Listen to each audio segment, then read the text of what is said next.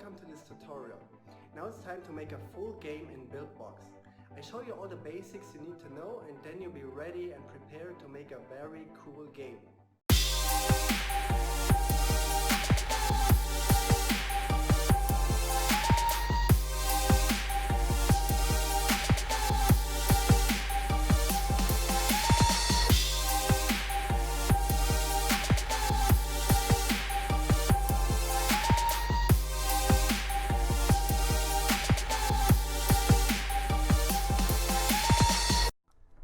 And now we make a cool platformer game with superheroes, zombies and aliens.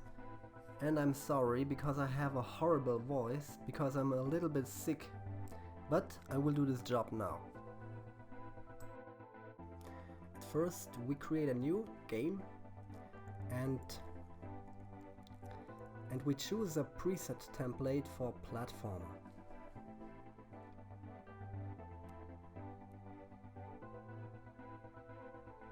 Then we change this into multi-world and a world amount of 10. But this we can change always later if it is necessary.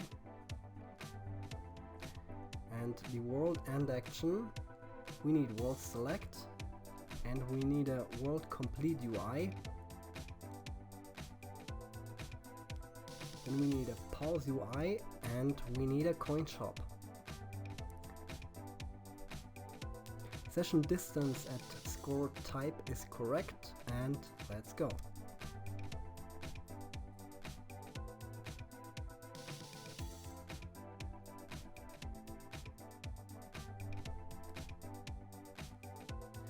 And this is the first look from our next hit game. And now we go to the character. And then we delete all the character pictures.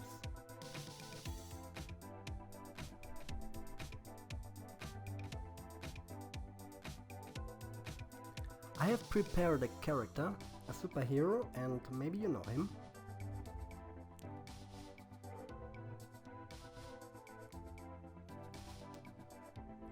Select all the pictures, or in that case only the standard pose, and you can also use animation there.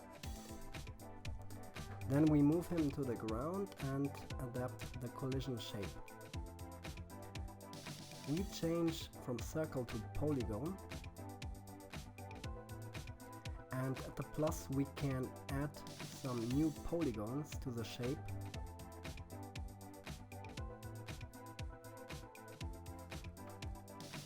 Let's do it as good as possible. The maximum we can use is 8 polygons.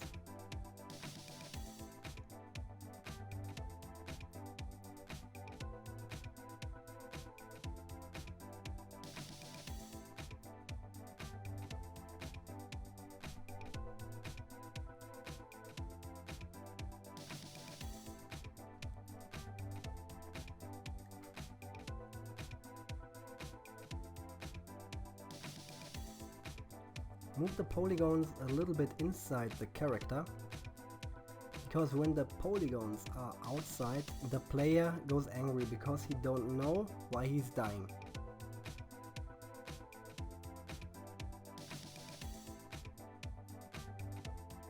Okay, that looks pretty good.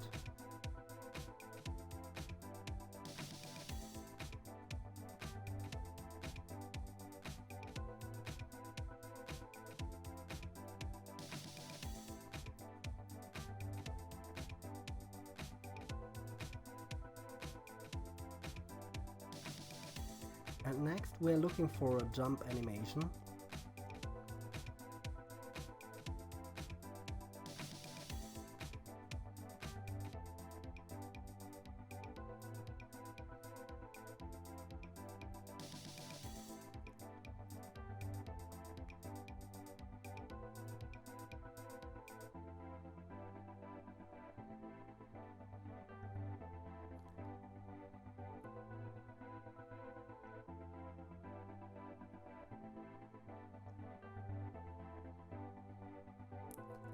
And then we need a walk animation.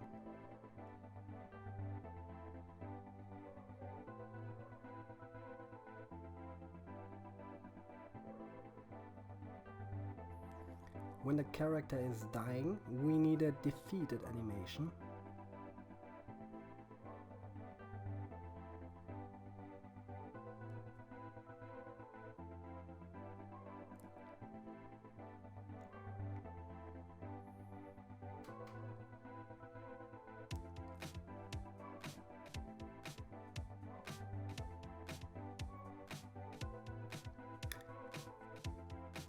On top with the play button, we always can play the game and check how it looks.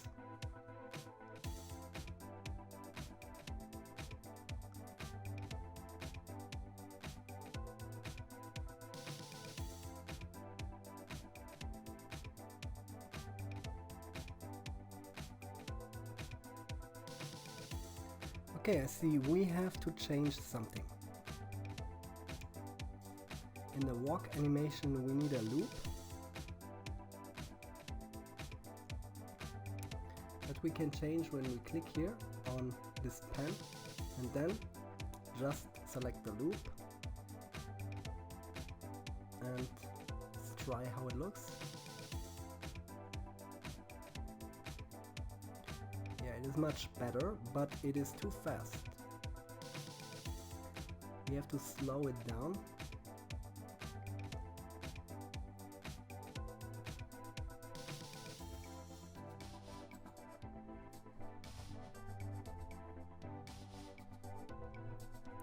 And that looks great. But with the jump animation I'm not happy. We have to do something, and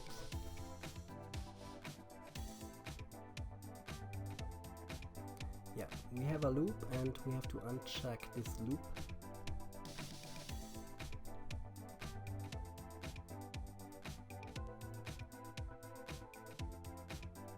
Now he makes a nice jump.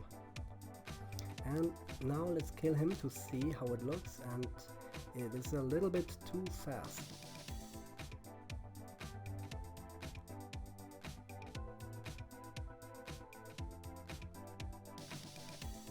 Slow it down a little bit.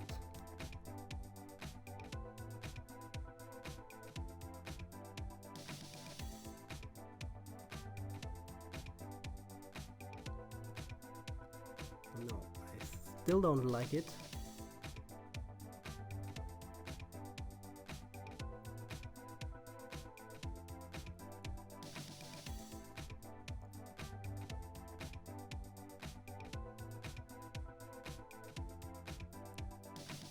Just a little bit more.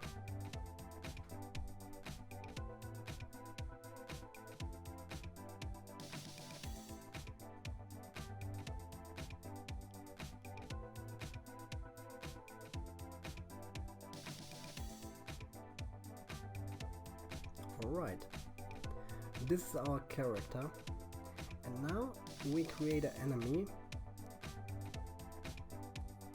I prepared for this game some alien and zombies.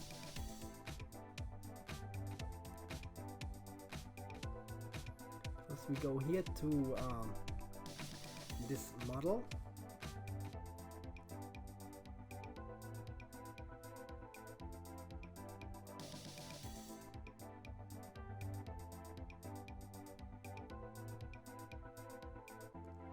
And no, this is not what I want now.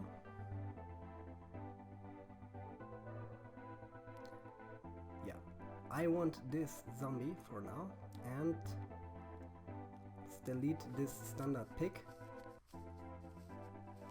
And I won't give him this very ugly puking animation as a default animation, and this zombie isn't walking.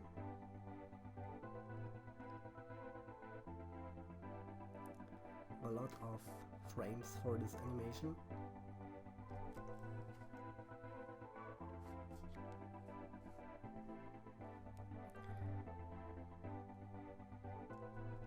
And where's the defeated animation?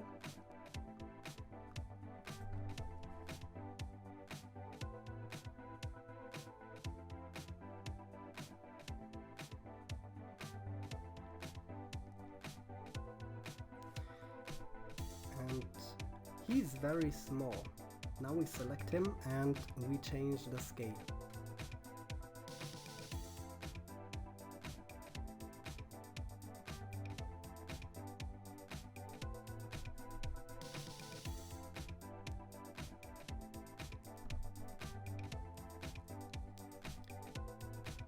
Not too close to the character.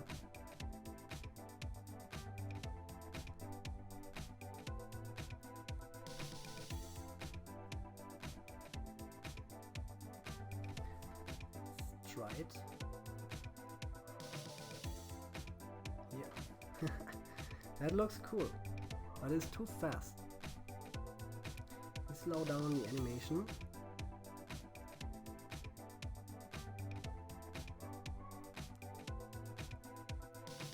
And the loop we need.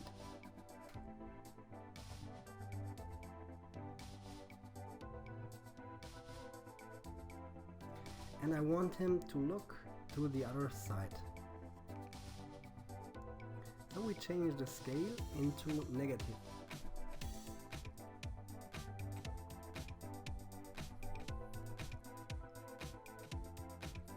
And now that looks very cool.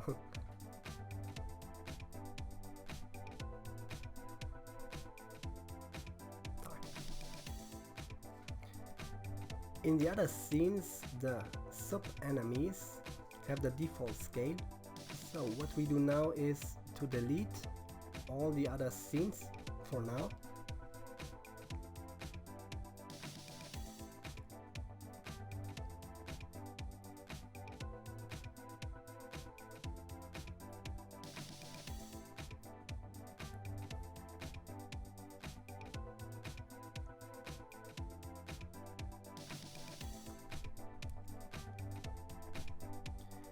And this is the menu jump logic piece where we finish our level.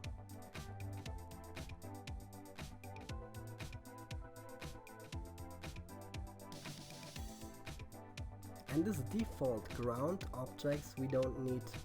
We will do it much easier. I prepared some objects for this game to create very cool levels.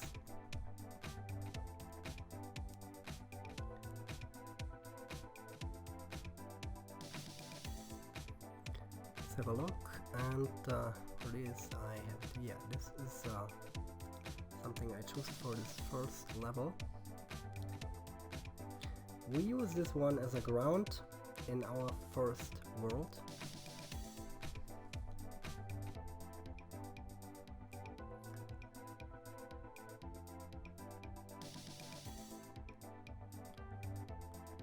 So we can activate on top this snap to movement mode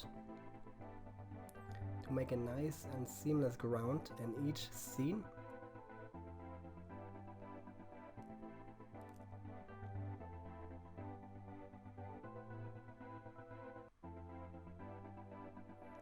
It is very easy.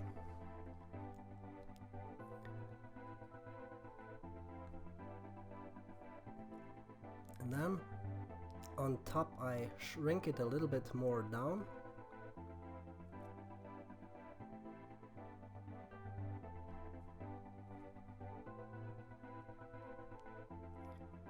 Then we have to turn off the snapping mode to place the character and the enemy on the ground.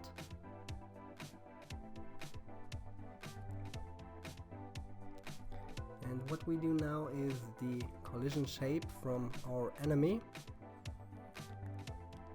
We're adding some polygons.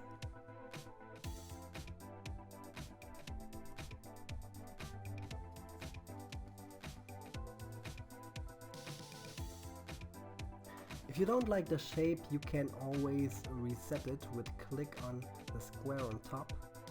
And let's do it again.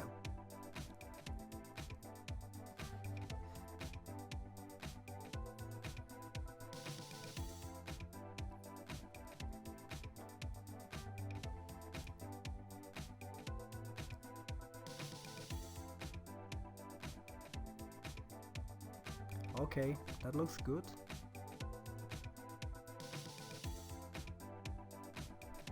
just a little bit more inside because we don't want to cheat, then the player don't know why he's dying.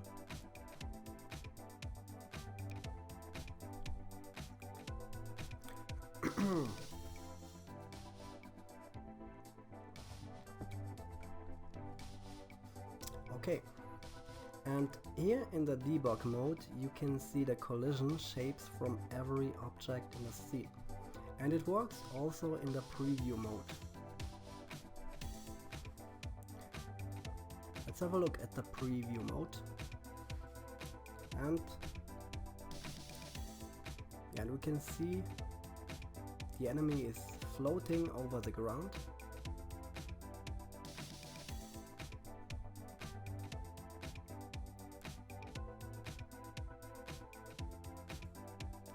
We drag him a little bit lower and we put him in front of the ground layer.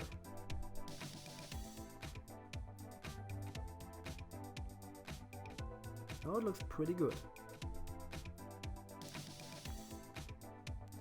And then we can delete the default background.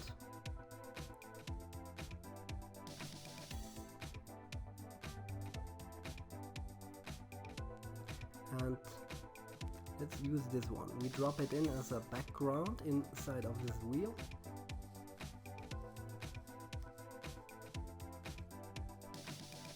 Go to preview mode. And we can scale it a little bit.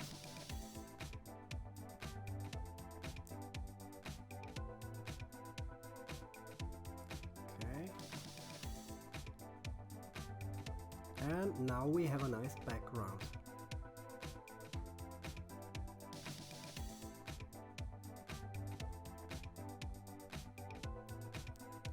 Let's have a look what we can do now. And this is a, we can use this moon. Drop it in as an object and shrink it down a little bit.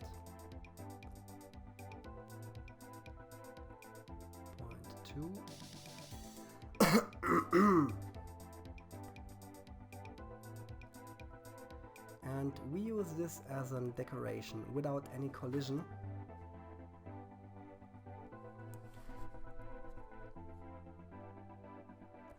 And now we duplicate this scene. We select it and with D we duplicate it.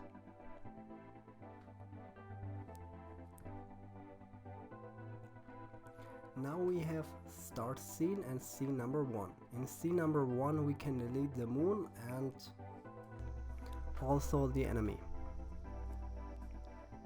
Then we select scene number 1 and duplicate it again. And scene number 2 we duplicate 4 and 5. Okay, and then in scene number 5 we can make a hole in the ground, and we use this default ground that we have here. We use this to kill the character.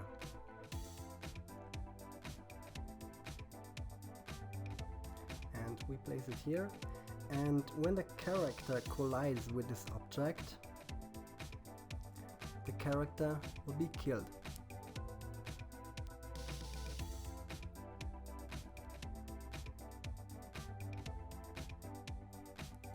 And we change this destroy type in destroy character, and then the opacity we change it into 0. Because it is inside of a hole and we don't want to see it. Then we duplicate scene number 4 and drop it behind scene number 5, and then we name it scene number 6. For this level we create 10 scenes. It is enough to make a good game.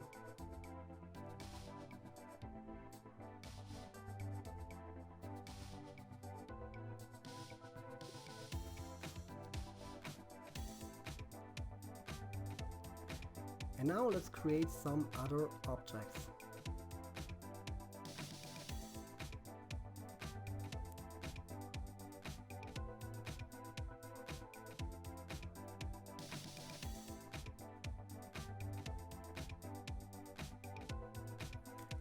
Okay, this is a nice background we can use, but we don't use it as a background. We use it as a decoration object without collision.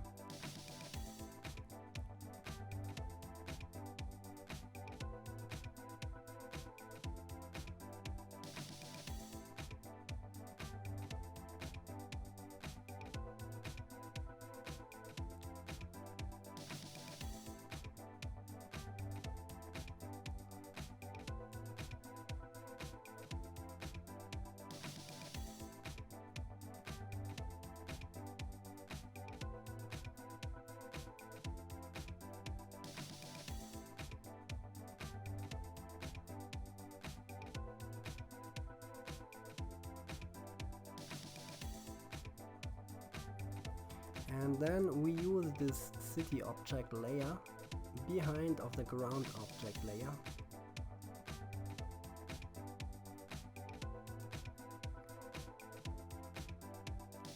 And if you want to scale objects, then you have always to turn out the snapping mode.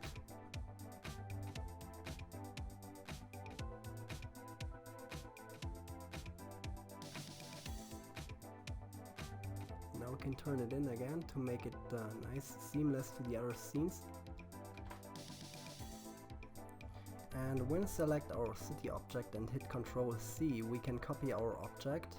Then we go into scene number 2, and with Ctrl and V we can paste the city object into this scene. And we can do it many times. And let's add some new objects into the scene. Something like this bushes. And as a decoration object without collision, and we shrink it down a little bit.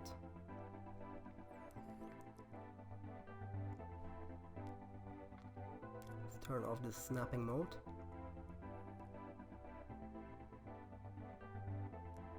Shrink it a little bit more down, and with D we can duplicate it.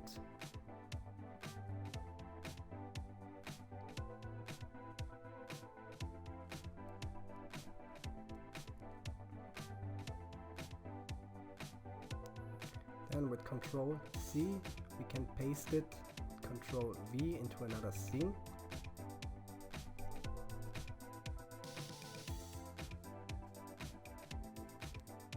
And have a look what we can do more. Now we can use these rocks in our scene. Shrink it down a little bit.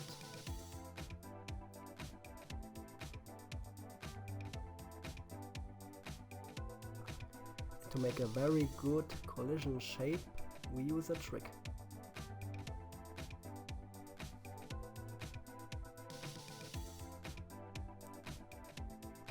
We use an invisible object, and as an invisible object I use a black square. The collision shape is perfect.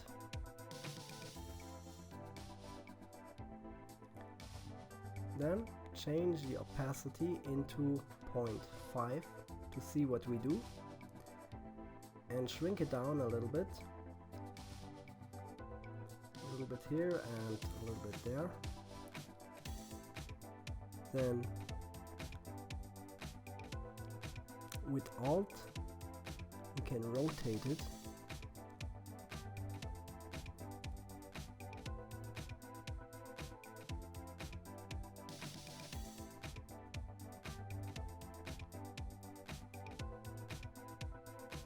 Then duplicate it and change the rotation into 0. Place it here and scale a little bit and duplicate it again.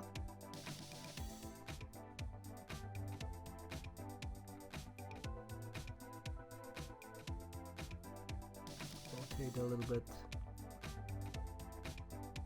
Duplicate it again.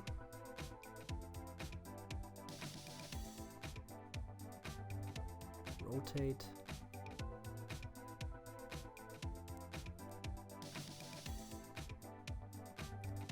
and a little bit more, and it looks great.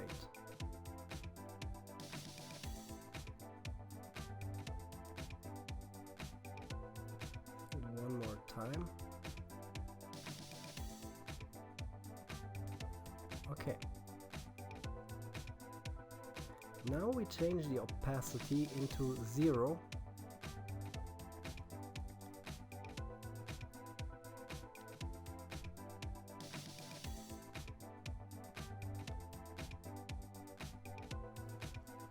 And let's check it in the preview mode.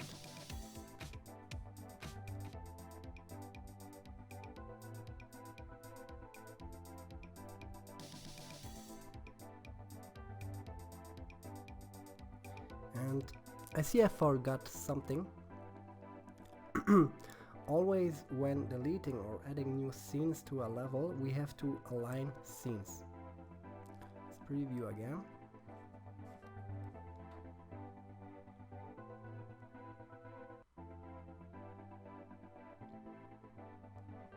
And in this scene I see the character layer is behind the city layer. I will change that after the preview.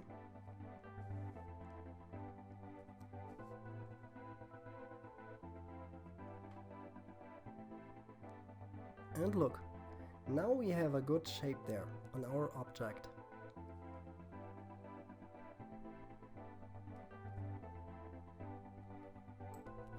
And now we check the hole, and yeah, the character dies, but we can improve it. But at first we change the city layer.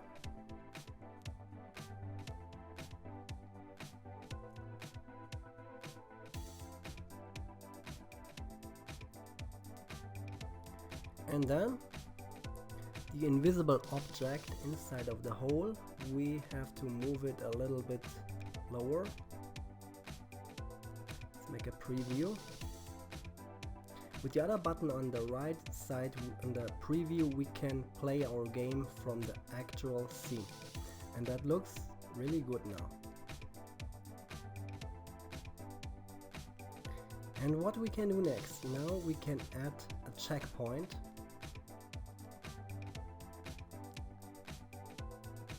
And scene 5 is perfect. There's a half time in this level. And to make a checkpoint, we can use a square.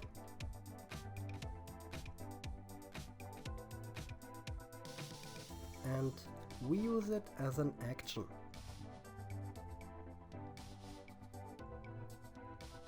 We give him a good size and the character can't fail it.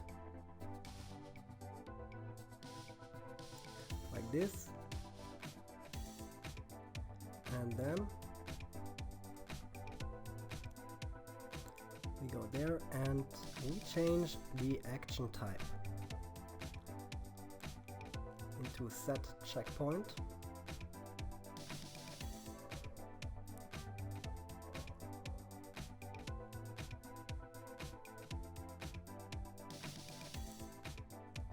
Then have a look at the collision shape. And we reset it. Now it's okay. We change the name as a checkpoint.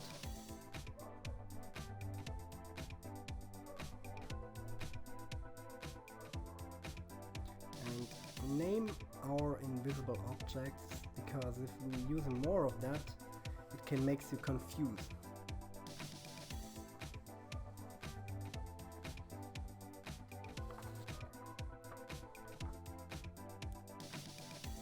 Now we change the opacity, change it into 0, turn on debug mode,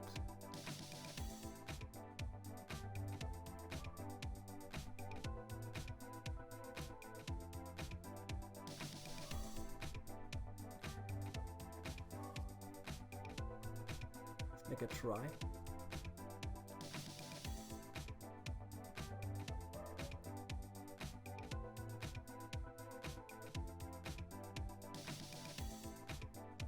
Yeah, this layer we can change.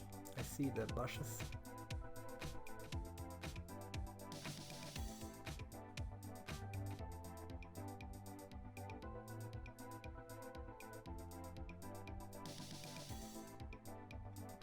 And here on this point the character is passing the checkpoint.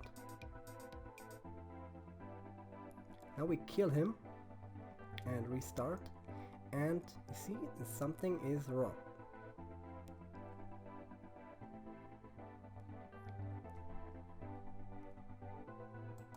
And I show you what is wrong. We go to the mind map and to the game over UI, and the restart button, you see it is on restart, and we have to change it into restart checkpoint.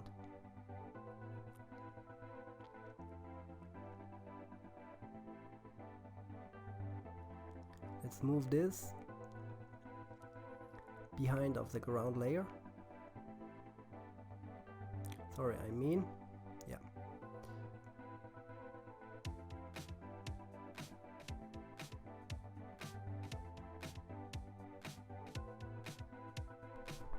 Now he's passing the checkpoint. Kill him and restart. And the checkpoint works pretty cool.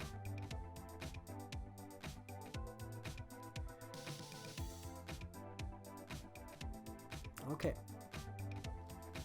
And now let's add some objects to our scene.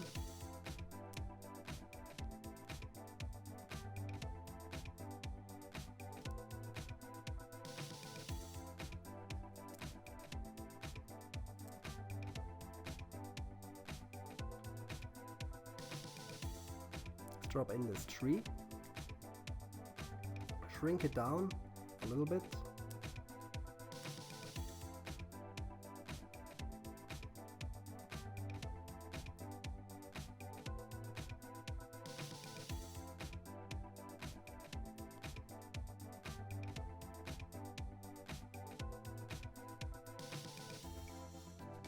and as decoration without collision, so we can give him a better shape.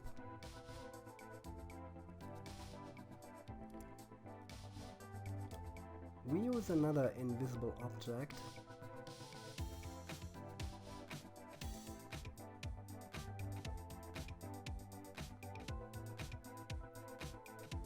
And I don't want collision on the root, I want only on the top of the crown.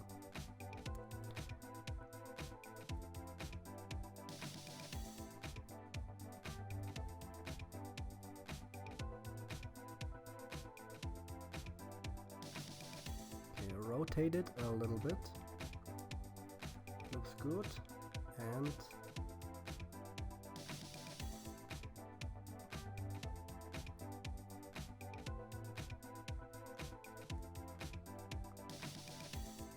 let's change the opacity into 0.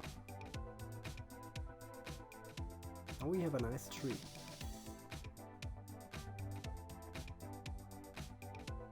Great.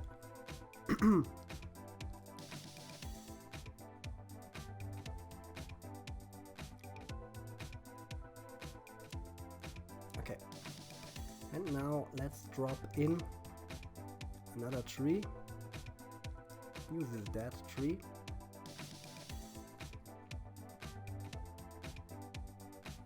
And this tree we use only as decoration, without any collision and without any extra shape.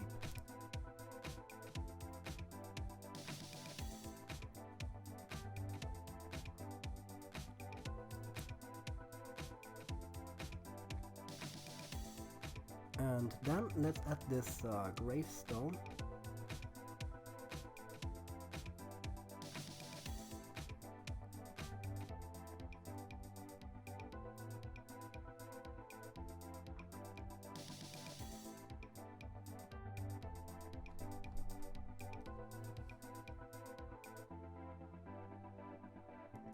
Without collision as decoration,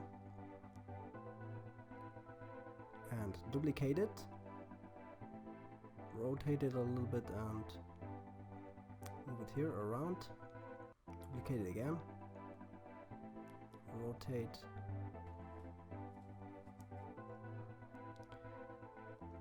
okay, and now this zombie hand that comes out of a grave.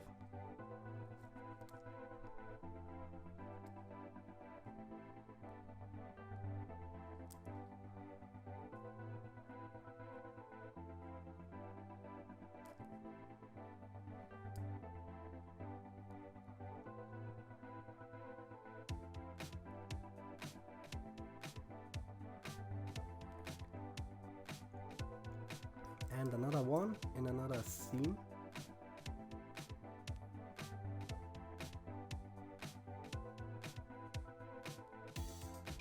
Collision to kill the character. Destroy type, kill character. Destroy character now. And next another gravestone, a different object.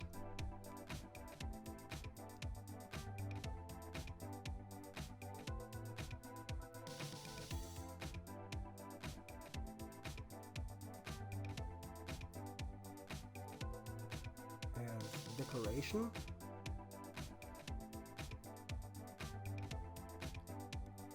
And we can duplicate it one more time.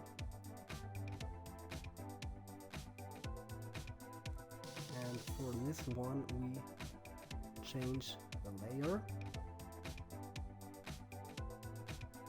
We move it behind the ground object layer.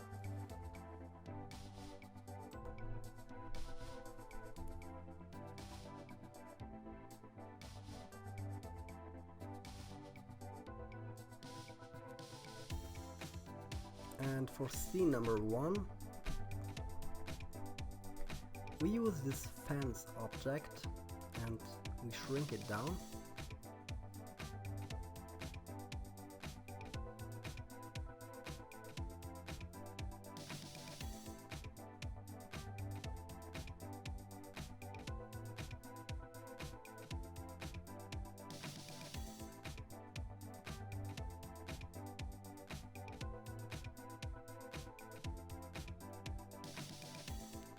Activate the snap to movement mode.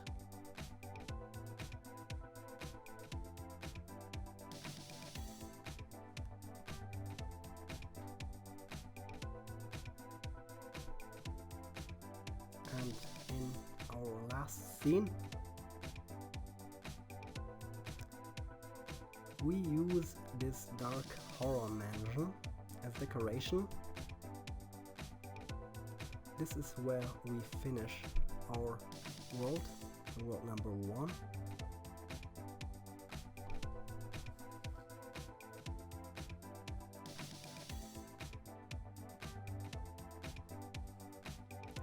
And to finish the last scene, we place the menu jump at the end there.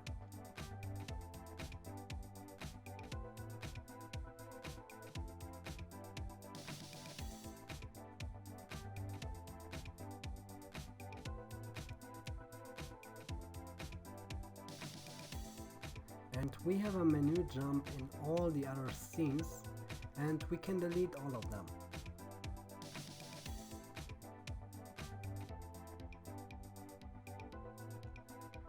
Let's change this fence as a decoration.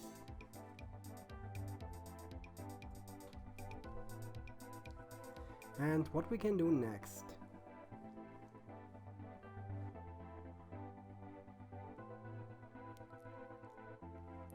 Let's add a burning car.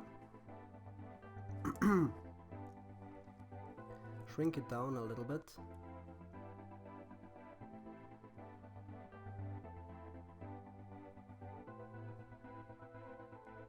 And place it over here. And now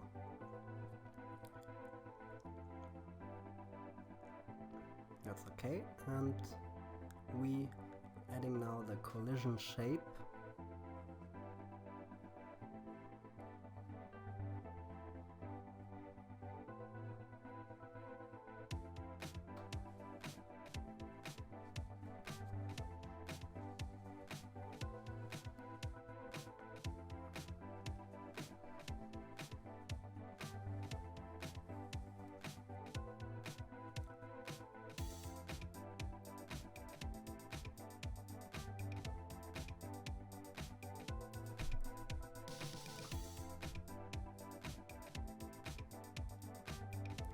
Now I select the zombie and with Ctrl C paste him into another scene with Ctrl V.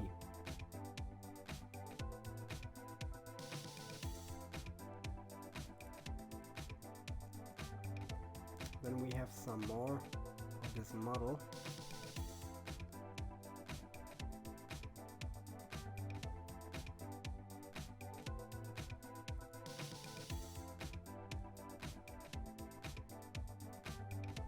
And now it's time for another zombie, and we use this beautiful zombie girly. Shrink her down a little bit.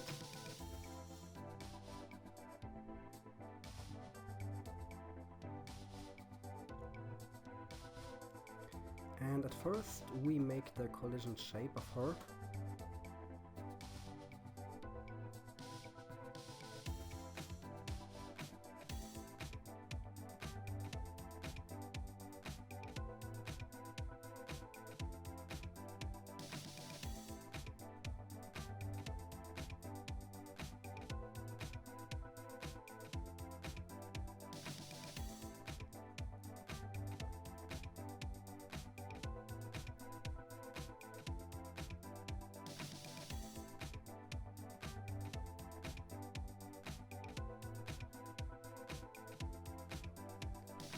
Okay. And now turn around her in negative X direction and let her look to our character.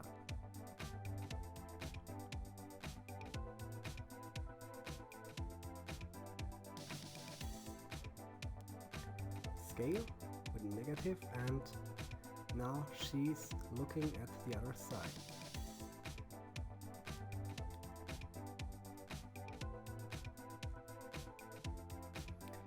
And give her a walk with the linear velocity. Check how fast she's going, and this is a little bit too slow.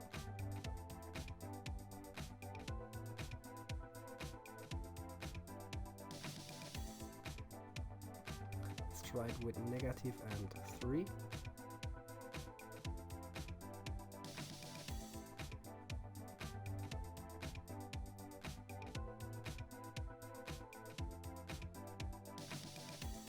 And here she's coming. That looks cool.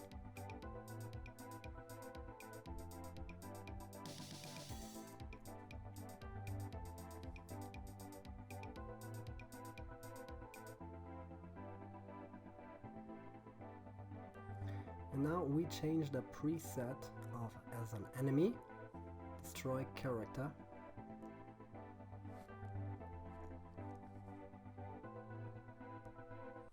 Now we do something to let her turn around her from left to the right. For that we need a transform channel, and we place it here. The affected set is the zombie girl. First give her another name, like zombie girl.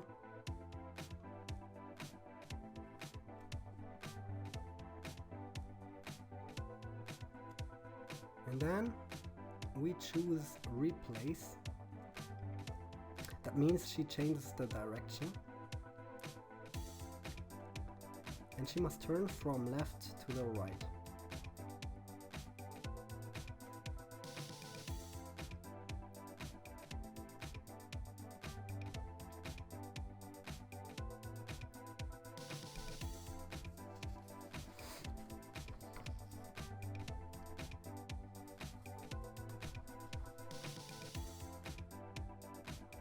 Now she turns from left to the right, but the image doesn't change. Let me show you how to do.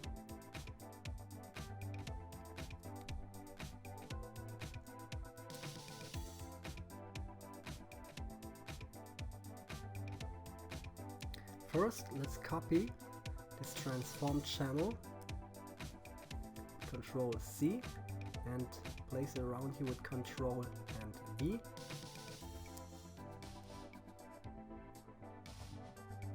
Because then she turns around a little bit closer the other zombie. And now we place there a new the new transform channel. Let her walk from the right to the left. And in this one it is -3.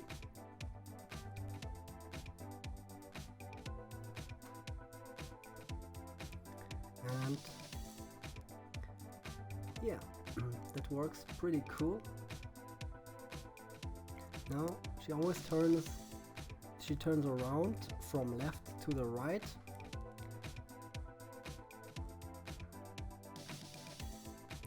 But we have to change the direction from the picture when she turns into the other side.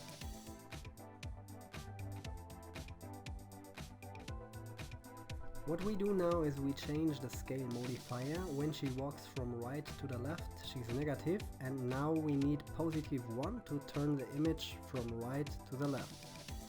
And at the other transform channel it's -1.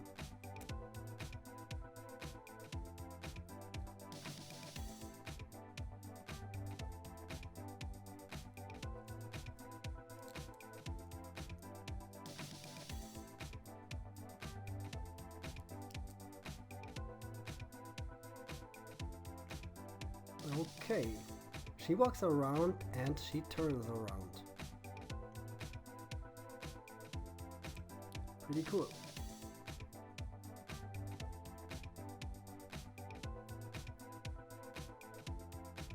Now she kills me.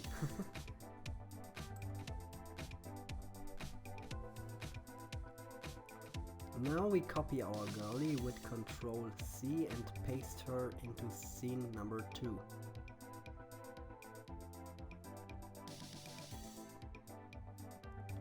Let's turn around her and let her walk in the other direction.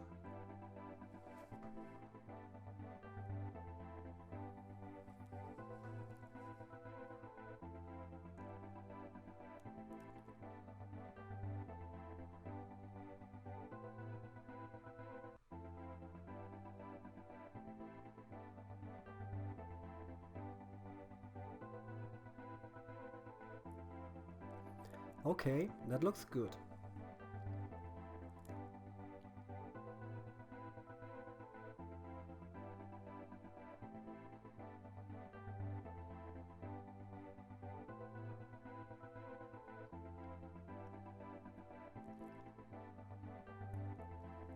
And now we can change something in the gameplay settings from our character.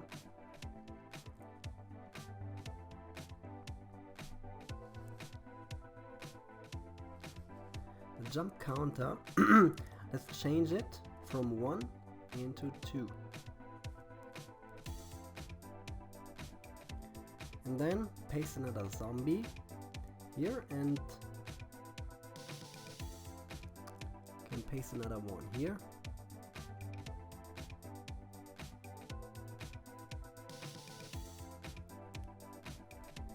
And in front of the hole.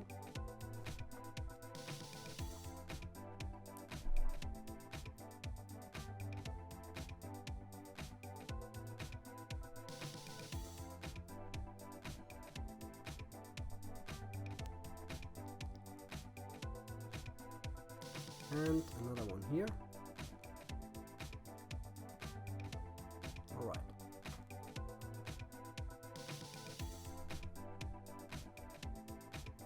With our character we can make now this double jump. When hit jump, we can hit jump again before he gets colliding with the ground.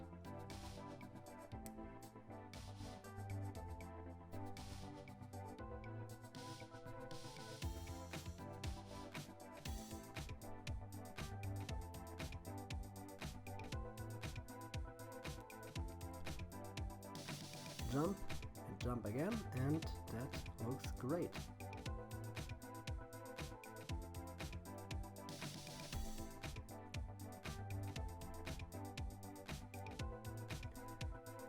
Now I see in this game it makes sense to change something in the game frame.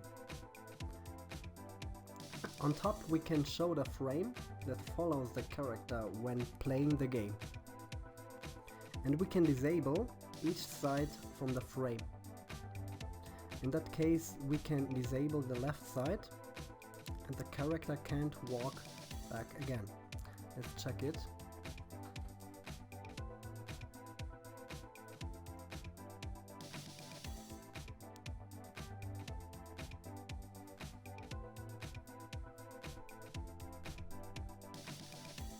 Alright.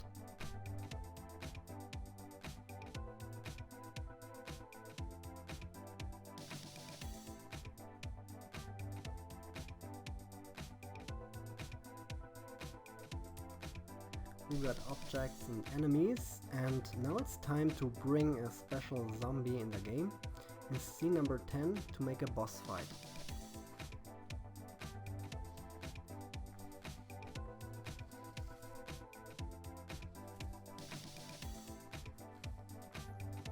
Let's have a look.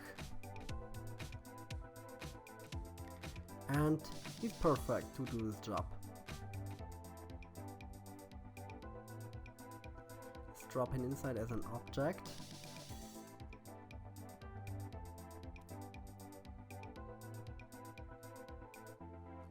And turn around 180 degree.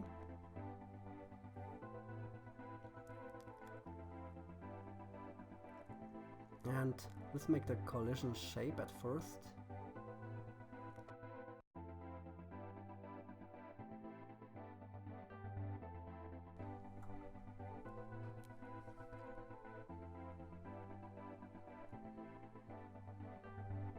The animation is a little bit too fast.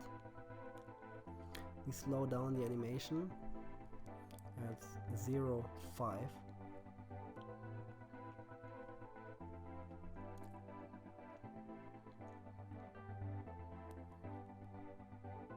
And seems a little bit, still a little bit too fast. 0.2. Now it is too slow. What the? Yeah, that happens sometimes when we make preview directly from a scene. Maybe other objects are walking around the same scene, and yeah, that's why we see this girl is walking around there. Okay, let's do it with 0.3 and have a look. Oh yeah, that looks good. Now we're adding some health. We choose a health of 10. 10 is good for a boss, and then we need a taking damage animation. Always when we hitting this boss, then plays this animation.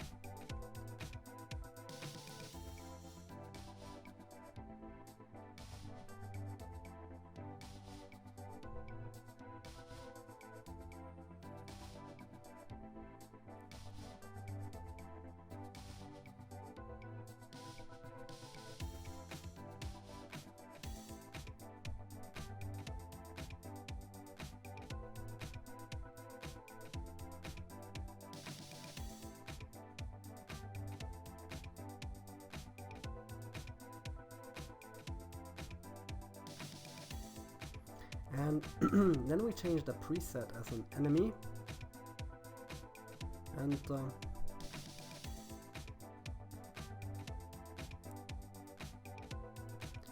now we make him a little bit more dangerous and let him shoot something.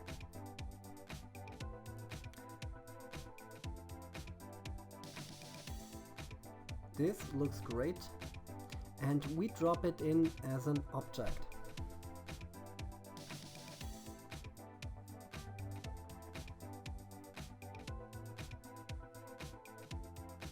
And we place it there at the enemy's hand where he's shooting out. And we change this object as an enemy bullet.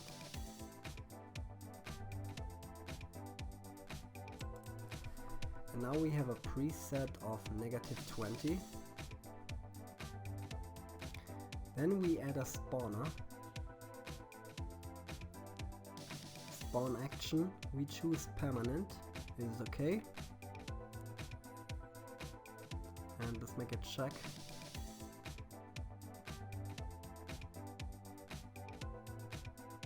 And he's shooting and he's killing me. That looks very cool. And the girlie comes around again.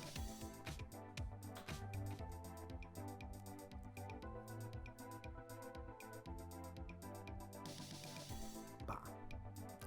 Okay. Then we go to the connection mode. And we connect enemy with the bullet. Because with a connection, and when we kill the enemy, then the bullet is still shooting without connection.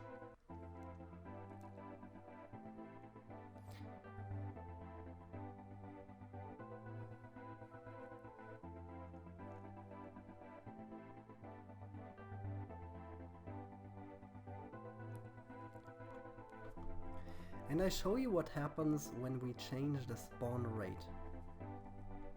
As more we choose, as less he's shooting.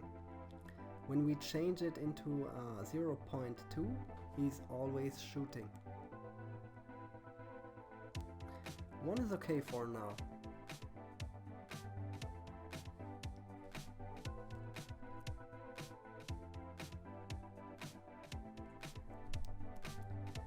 Yeah, 1 is okay for now.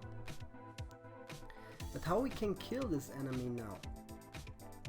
There's only one option. We also need to shoot him. At first, we go to the world UI, because we need another button to shoot. At first, we change the preset buttons.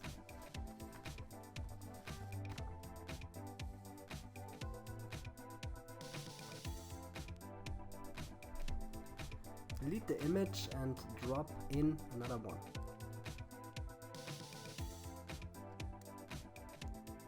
This is for the right button. Same thing we do with the left button.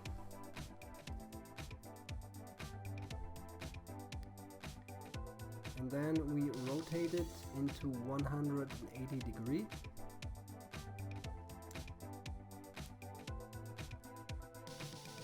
And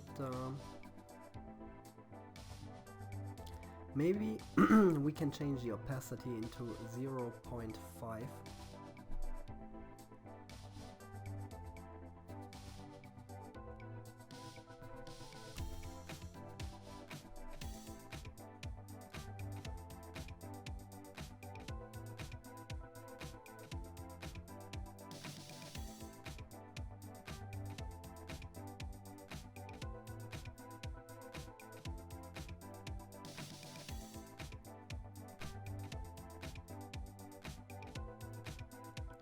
And also use another jump button.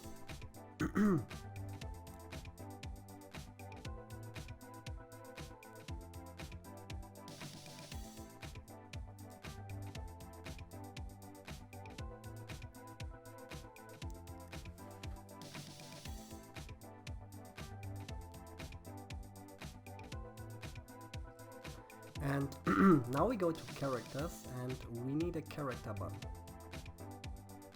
Let's drop this image here and we choose this one is shooting button.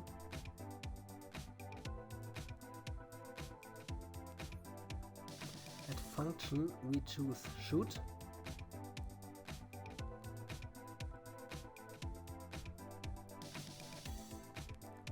And then we go back to the start scene in world 1.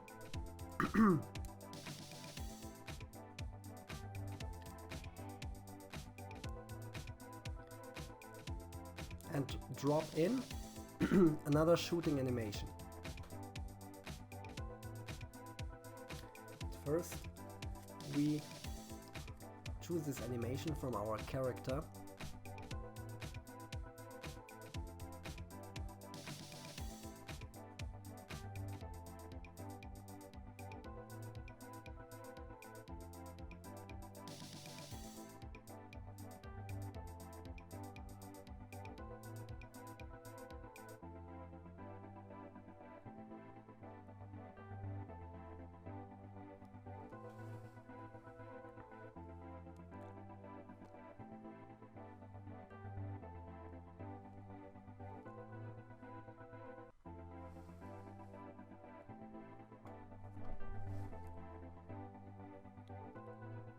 and then a bullet object. Let's take this and drop it in as an object.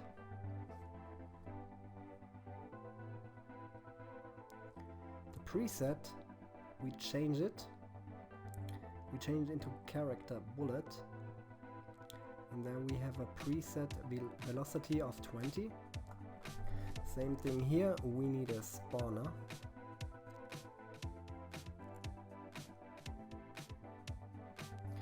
In the spawning action we change it into shooting.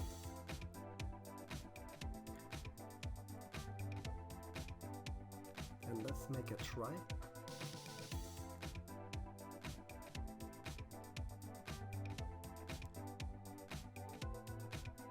Yeah, it looks great, but we forgot to connect character and bullet. But it works, and the zombie has a preset health of 2.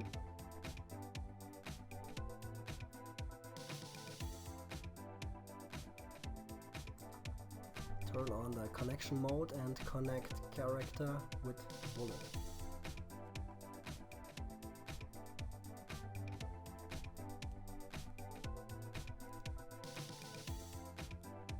And very cool, now it works well.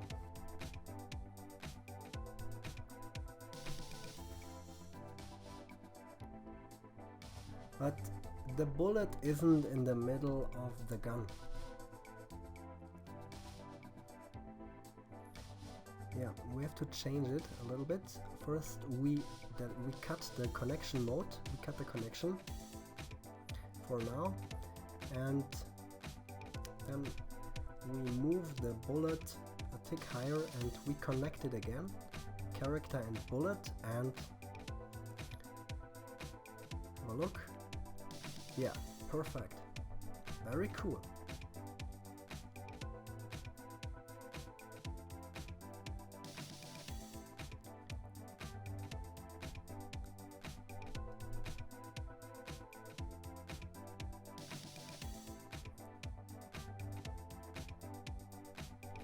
Okay, but I see in the defeated animation from the zombie there is a loop.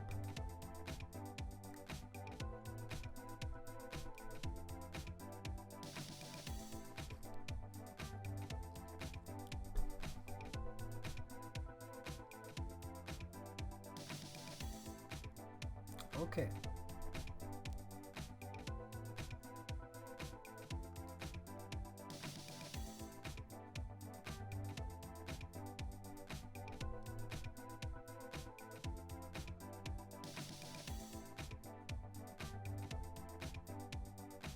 And the girl doesn't have a defeated animation at the moment.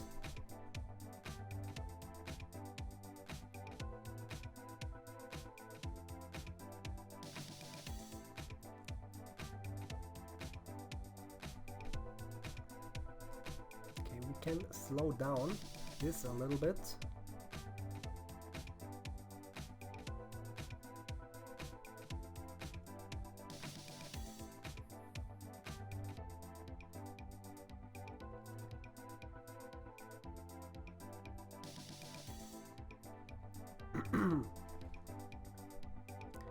And now let's give the girl a defeated animation.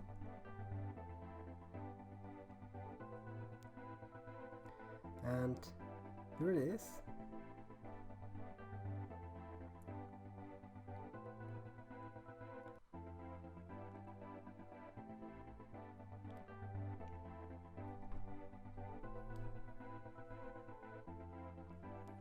Drop it in, and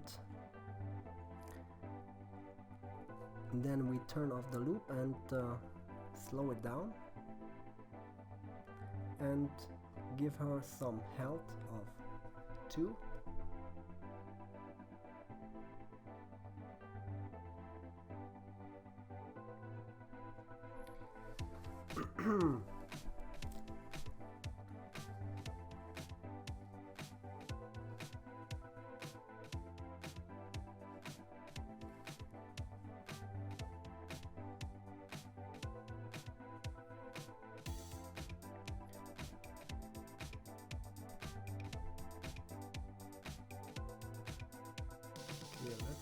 change it into 0.8.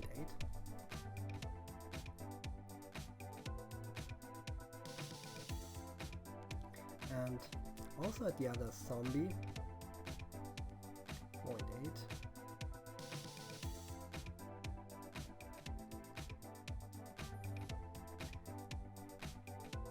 Yeah, I don't like this so much.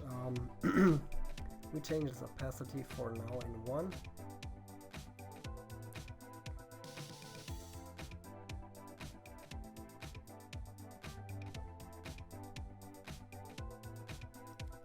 And now let's play the game.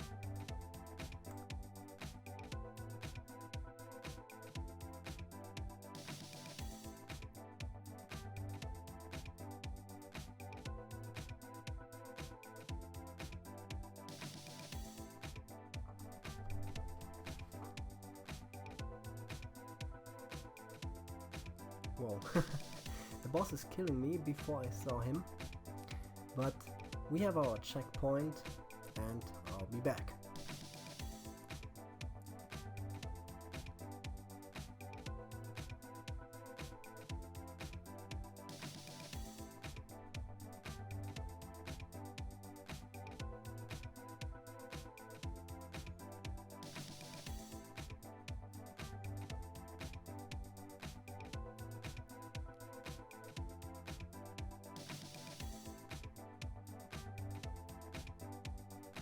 Yeah, oh, I got you.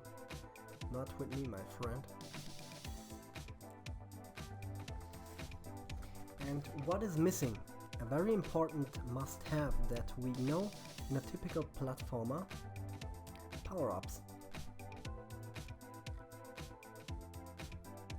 And I prepared this star here, and maybe you know it from my zombie pinball game, Pin That Hat. I created this star by myself and the animation also, and now we use it here. We drop the power-ups in as an action, and now let's shrink it down a little bit. I think 0.2, that looks very good.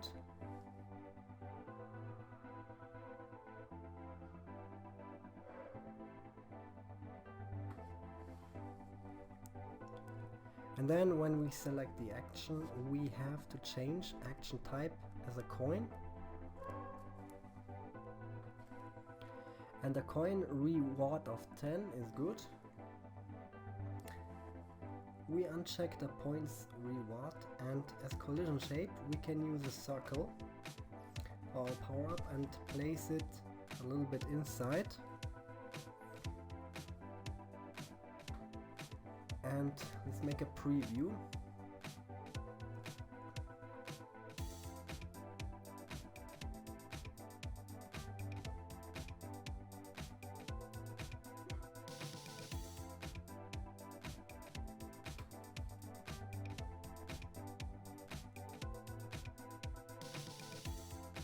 And it looks pretty cool.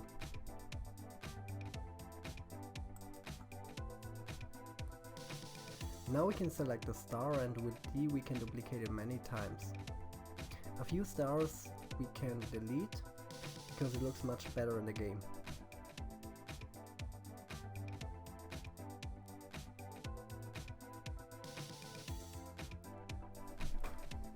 And then we need a counter what is counting all the stars we collect. We go to the mind map and open the world UI, and then we drop a label in the UI. And we can place it on the left side on top, and we change user text into score, score type into coins, amount we change to current, and make a preview.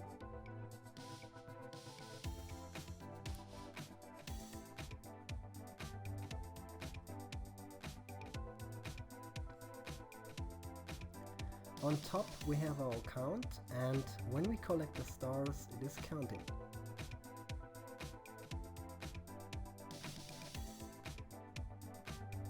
Pretty cool. And now let's change the font style of our count. We add a new one. And here you can change between every fonts you have installed on your computer.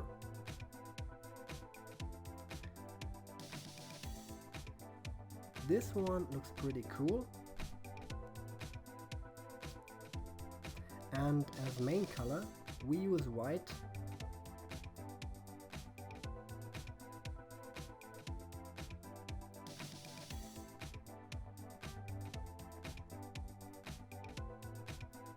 Without gradient, and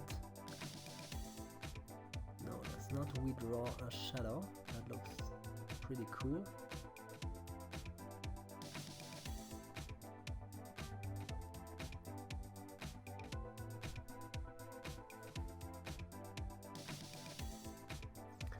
And I forgot to choose the new font in the UI.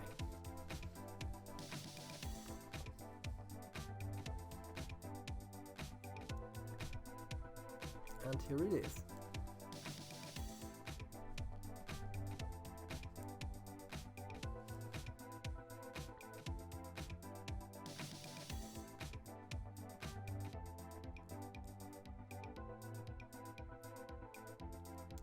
When we place the preview on the left side of our screen and the editor window on the right side, we can see live the changes and to edit much faster the new font.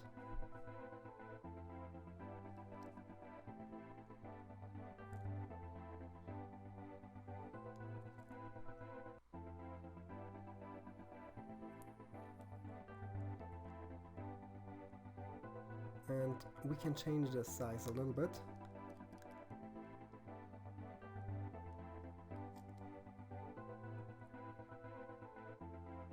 We have to open again.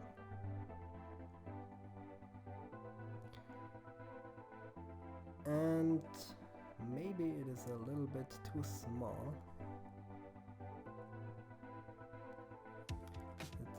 Let's do it with 40.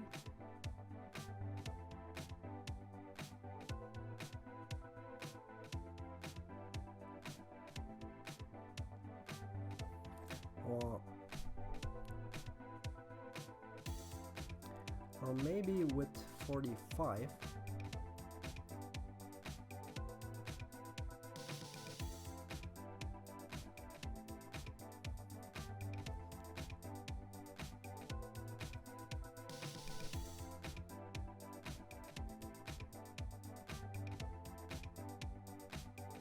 Okay, that looks good for now. And now we make our count a little bit more stylish. We drop into the UI a star animation.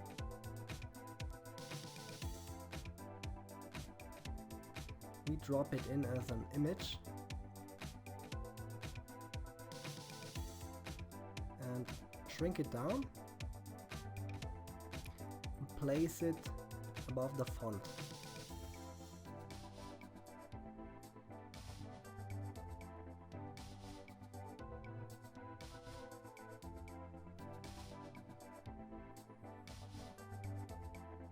And the star is a little bit too big.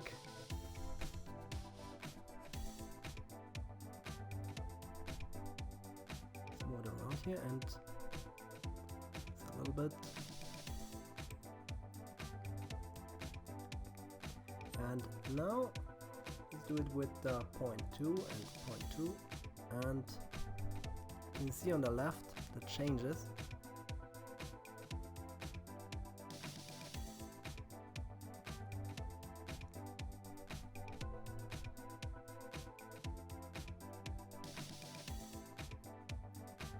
I want to see how it looks when the star is on the right side of the counter.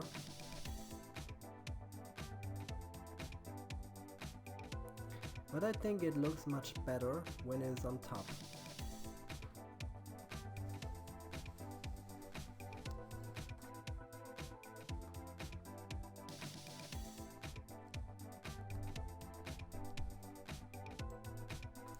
Look, the star from the count must be different from the stars in the game.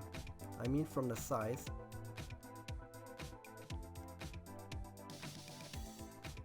So let's change it into 0.1. I mean the count on top.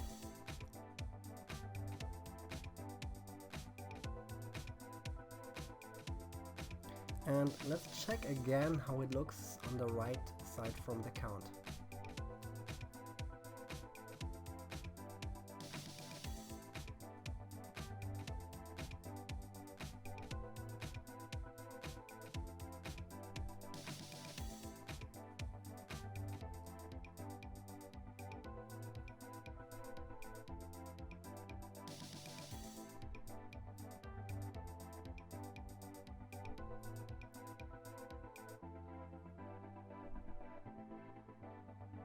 Yeah, and it looks cool.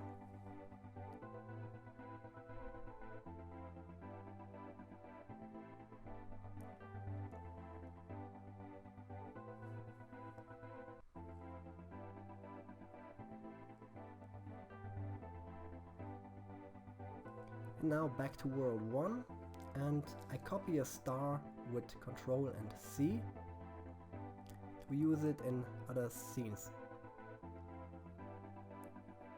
And then duplicate with D.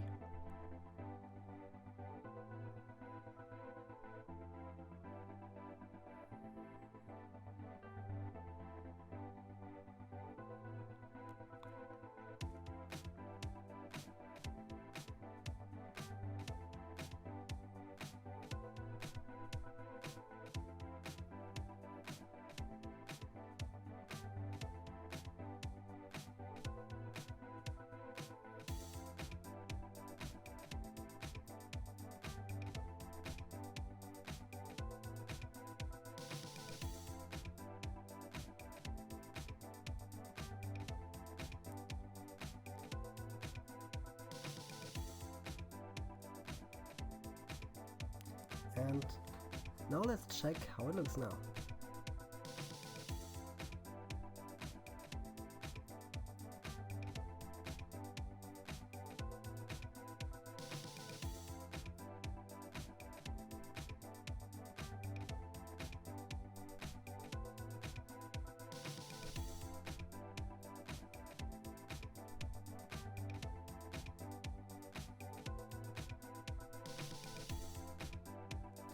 Yeah, everything works well. Stars are very cool in the scene with the animation.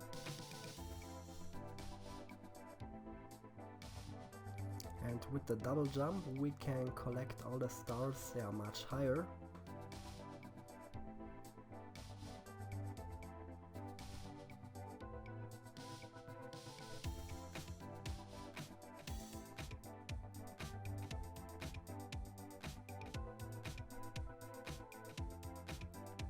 Yeah, very cool.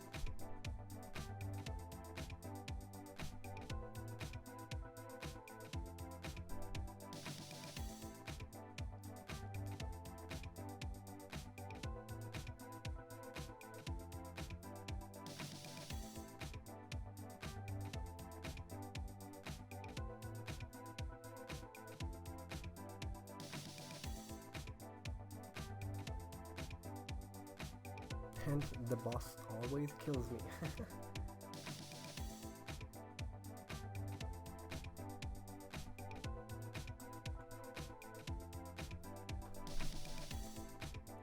We all love Buildbox, But now it's time to delete the Buildbox brand and give it our own style.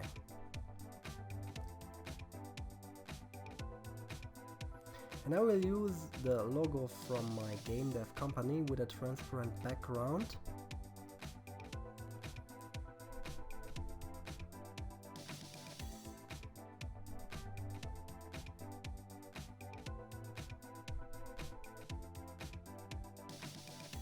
And it is.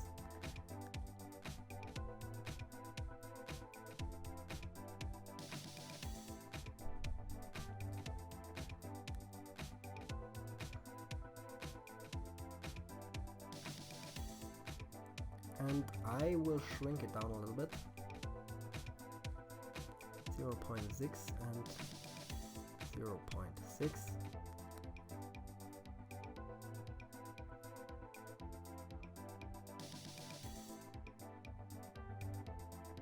Let's do it with 0.4, and that looks good. Now we can add a preloader, a loading bar.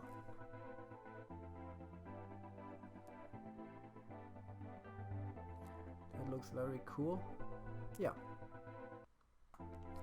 In this video I show you how to create a game with 3 levels, because we need a lot of time for that. And if you create 3 or 30, the structure is always the same. And after you saw this video, you'll be able to create as many levels you want, okay? Now we delete all the worlds and also the world complete UIs, apart from world 1 and world complete 1 UI.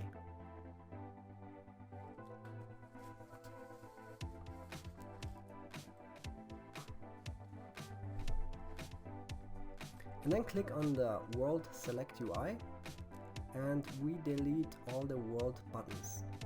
We need only 1, 2 and 3. The world select text and the background image are 2 different images. First we delete the background image, and my idea was to start with world 1 in an apocalyptic Earth, and world 2 and world 3 are different planets, okay? So we use this background picture with the Earth and 2 other planets. And now we place world 1 on the Earth.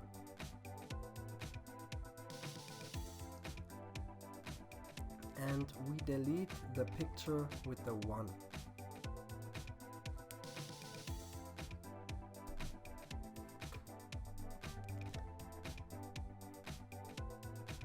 World 1 is a navigation button,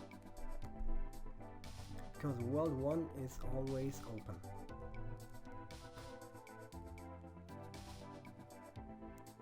And now we delete world 2 and world 3.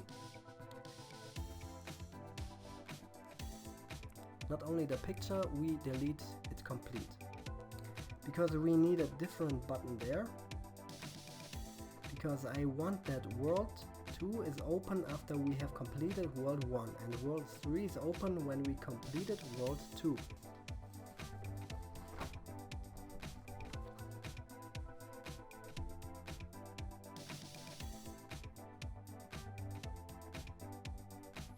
And for world number 2 and world number 3 we use a lock button.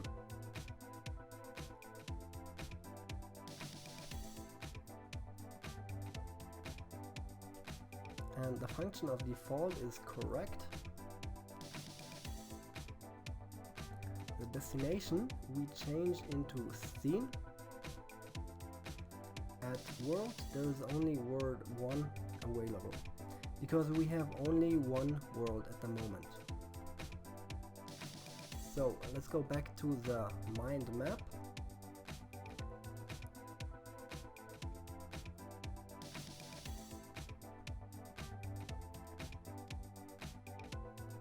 And we select world 1 and duplicate it with D.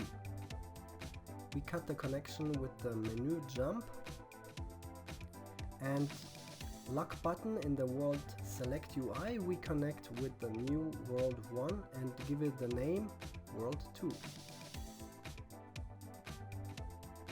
Back to the world UI, we select the lock button, name it world 2, and then on world we can choose between world 1 and world 2, and we choose world 2. Scene start is correct.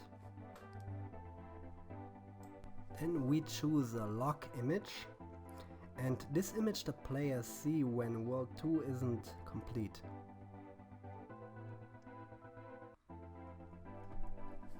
And then we go to the world 1 complete UI.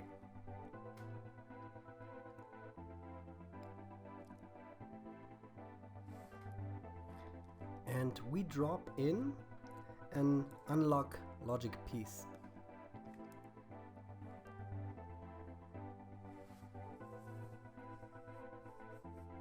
Unlock type, we can choose between unlock character and unlock button. We choose unlock button, and then on object choose, we choose world number 2.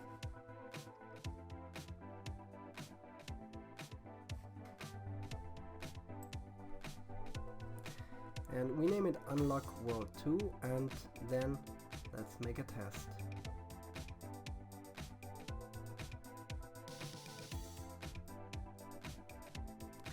And everything works well.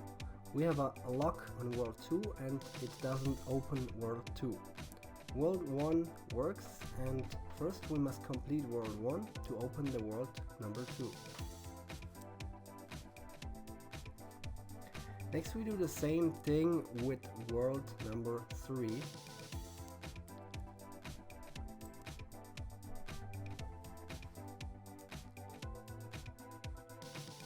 And we use a lock button.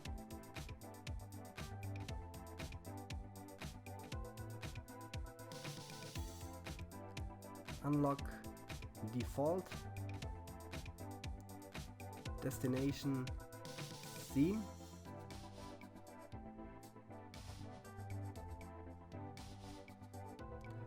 world. First we must duplicate a world, go back to the mind map, and then we duplicate world number 2.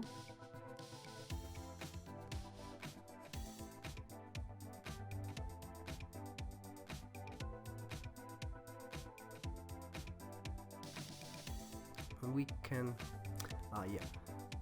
first we name it world 3, the new duplicated world, and then we connect the lock button from the world select UI with world number 3.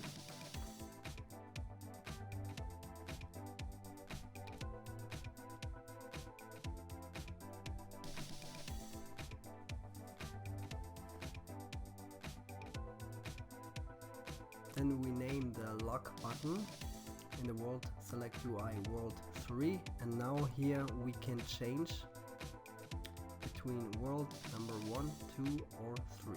We choose world number 3.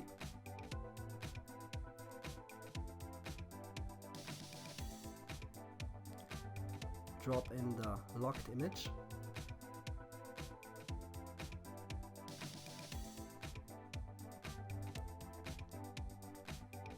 And go to the mind map.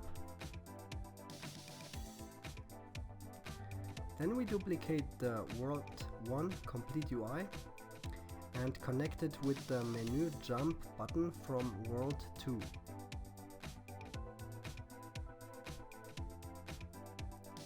We name the duplicated world 1 complete UI world 2 complete UI. And now let's make a test.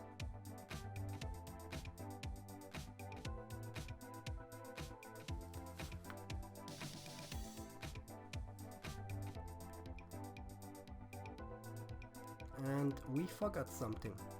Back to world 2 complete UI and change the unlock logic piece on the object world 3. Let's make a check. And there is still something wrong.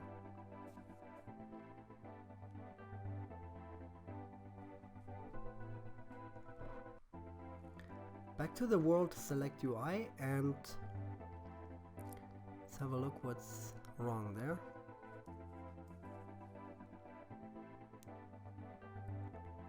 And now I see the lock button is behind the background image layer.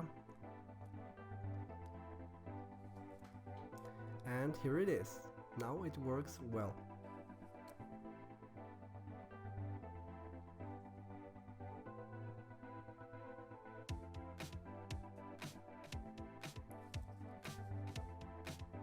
Now let's make a test, and I want to see world 2 is open. We complete world number 1. And I don't want to see the reward coins. Let's go to the action and to the coin action and uncheck.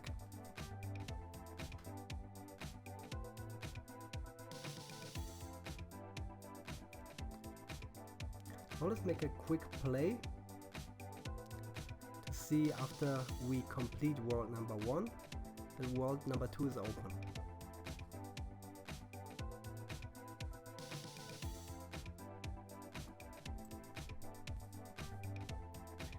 And it looks great. World 2 is open and world 3 is still closed. Alright. And now let's go to world 2 and we're deleting now all the scenes.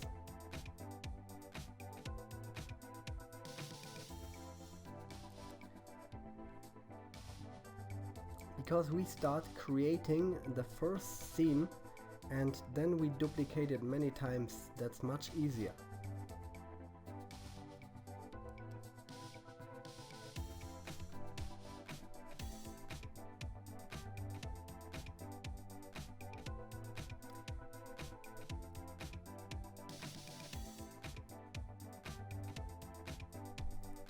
Now we delete the background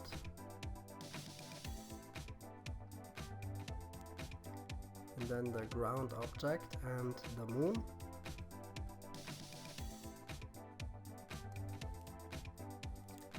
And now let's have a look for another ground object for this new level.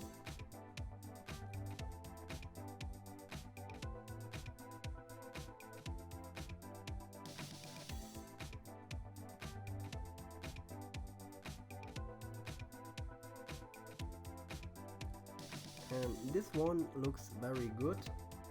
It looks a little bit like the top of a cake, but it is okay. It is for another planet that we use now.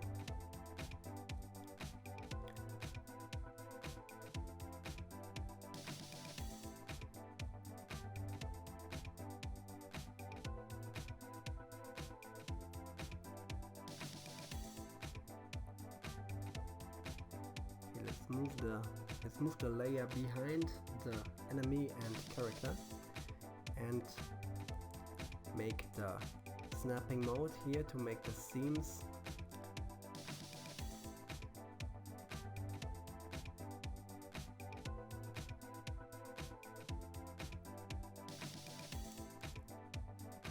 Okay, that looks good. Now we make the collision shape of this ground.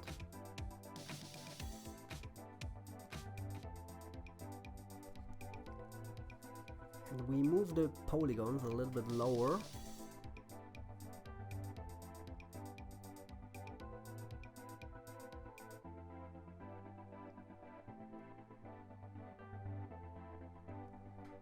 That looks okay.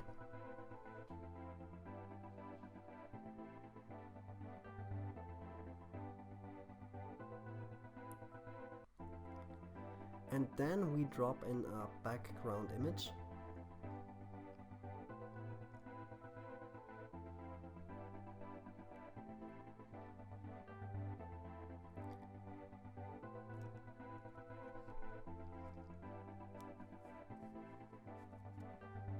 And then we can use these pink hills as a decoration. But maybe it is better to use it as another background, because we can always use different backgrounds.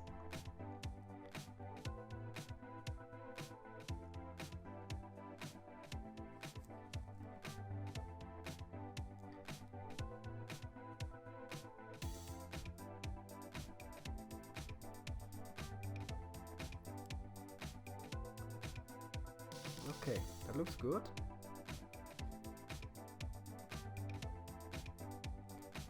That looks good. Now we can duplicate this scene.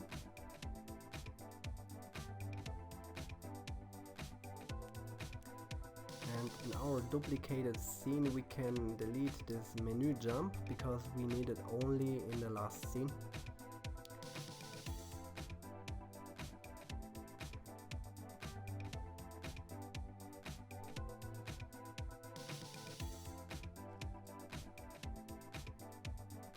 Yeah, for now it looks good, but always when we're adding new scenes or change something there, we have to align the scenes.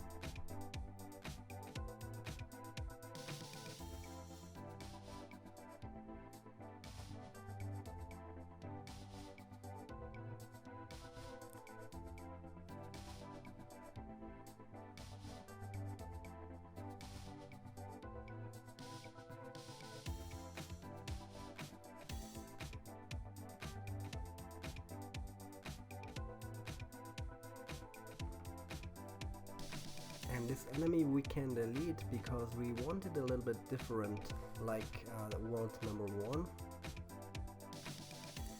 And then we need some other decoration objects, like this, whatever it is, but we can use it. Looks good. And shrink it down a little bit.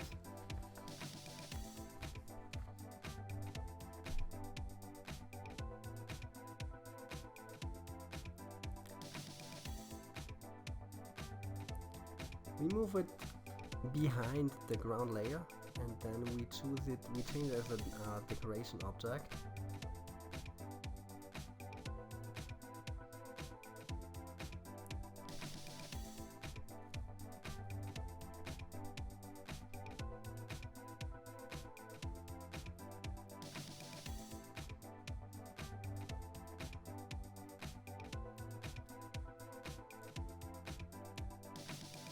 And maybe we can use this tree.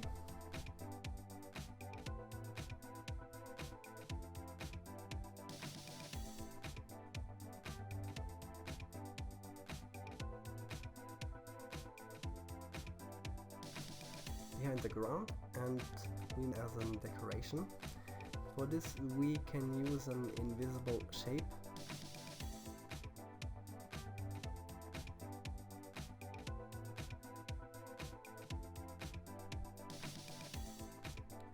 And there we make only on top the collision shape. Same thing we did in world number 1.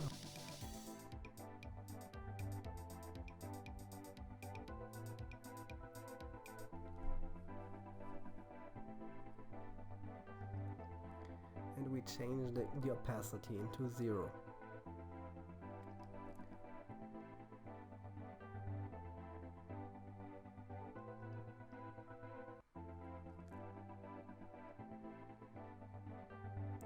Make a check.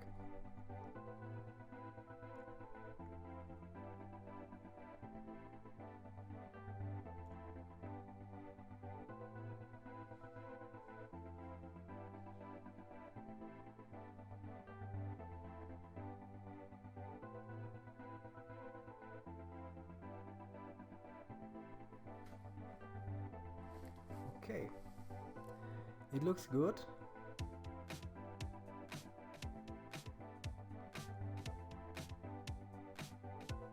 And then we select we go to the debug mode and select the shape, and then we can duplicate it with D.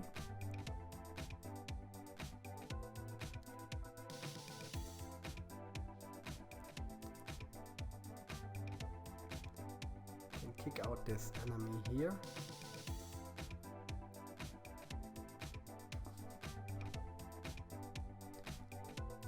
And then we select scene number 1 and duplicate it with D and move it behind scene number 3 and name it scene 4.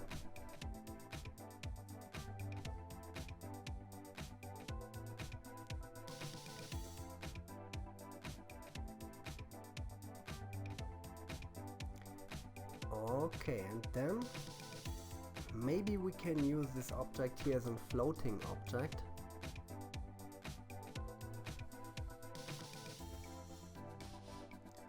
At first we shrink it down a little bit.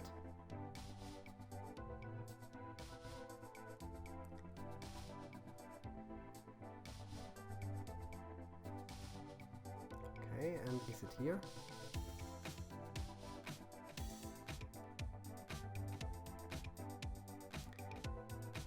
To move this object up or down, we must choose the linear velocity, and then we need two transform channels. First we place lower the object,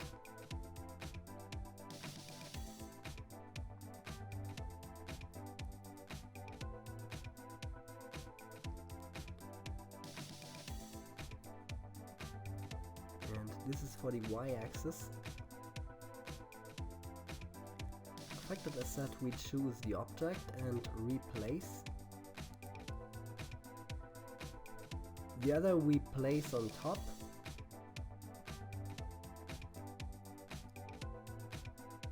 With -3.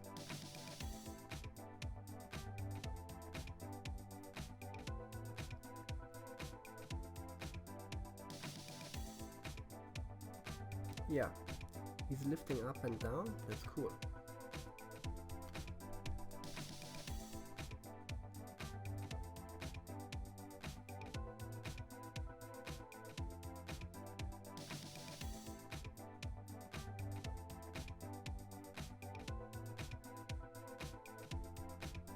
Alright.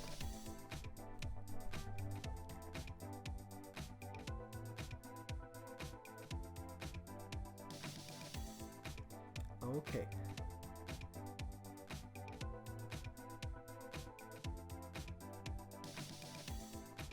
Now select scene 1.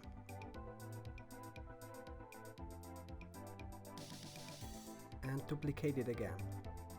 Move it behind 4 and name it scene 5.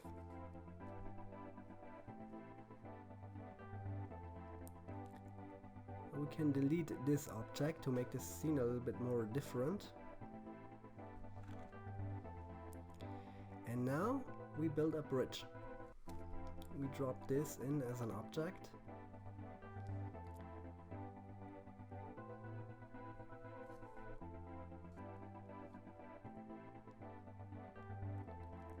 And we use it as a decoration.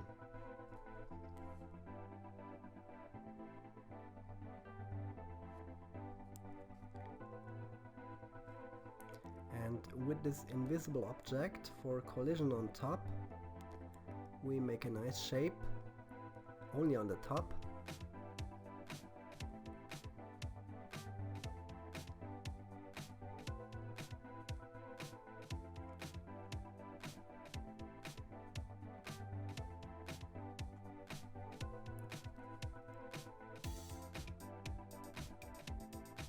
And then we select bot objects and duplicate it with D for the other side.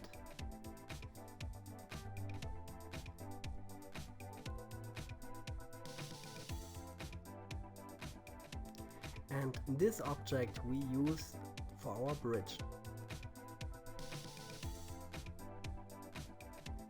Let's turn off the snapping mode and now place it here. We kit it a little bit, or look, at first we make the collision shape.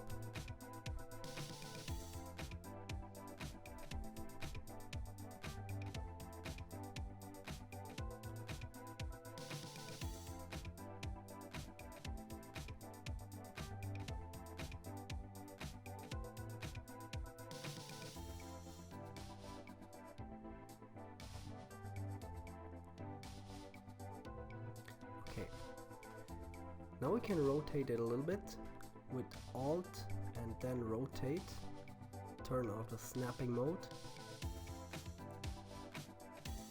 rotate it a little bit more and duplicate it with 0 rotation, Then we can rotate it a little bit.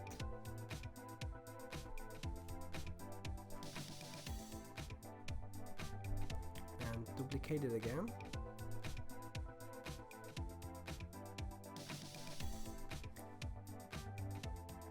Now we select this part of the bridge here with the collision shape and move it around a little bit.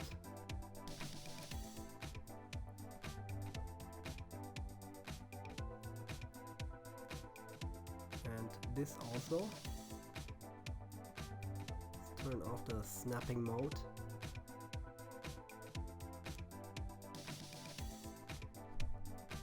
Now we can finish with our bridge. Do this and then rotate it a little bit.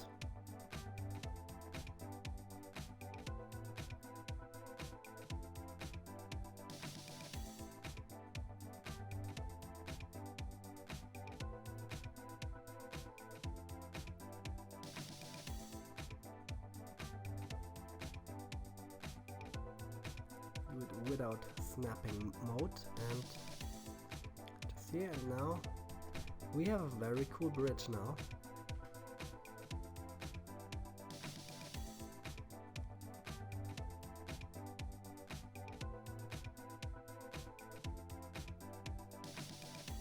Yeah,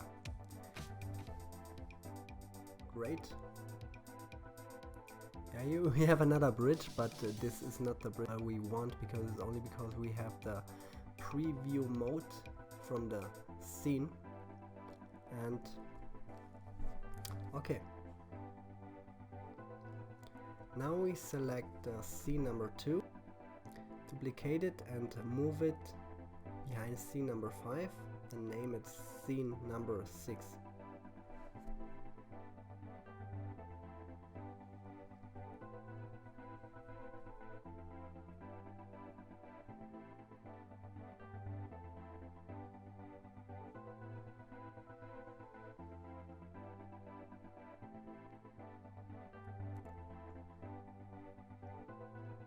Okay, duplicate it again, and what can we do next?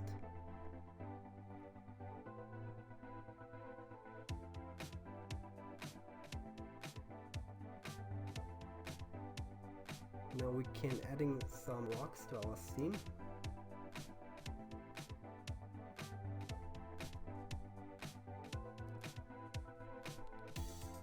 Back to the ground layer and scale it up a little bit, and we use these rocks only as a decoration.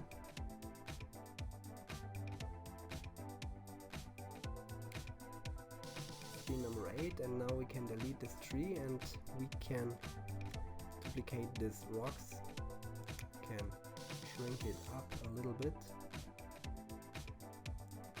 and the other rocks we can duplicate and move to the other side, and now that looks good.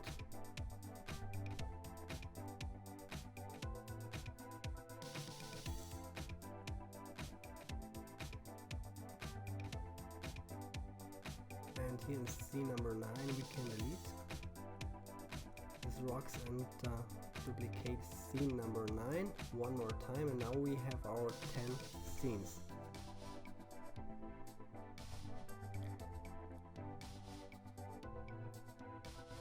Then we can delete the menu jump in the start scene.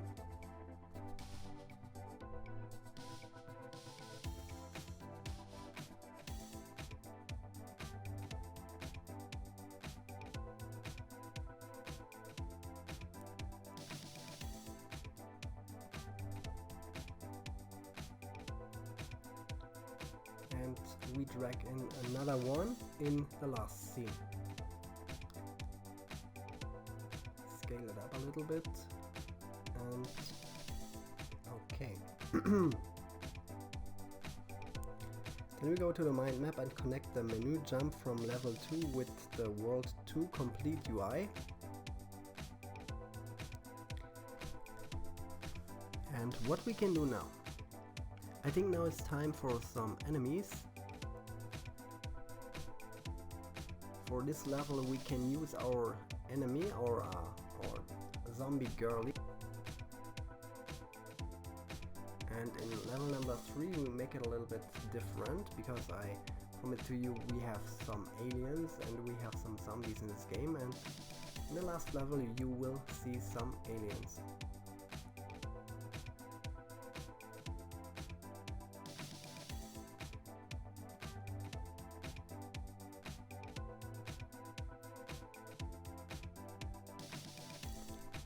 Okay, scale her down and then let her walk around.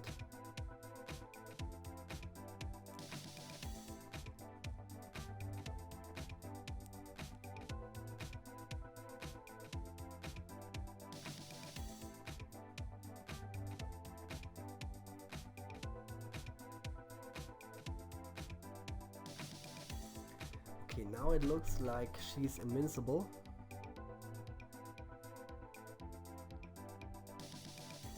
And we have to align the scenes.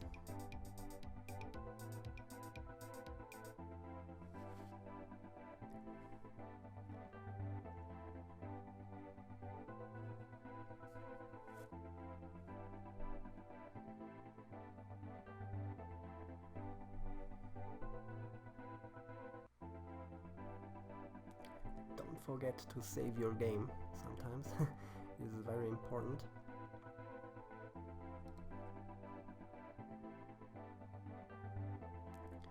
Good, and then we copy the girly. Control and C. And paste her in some other scenes.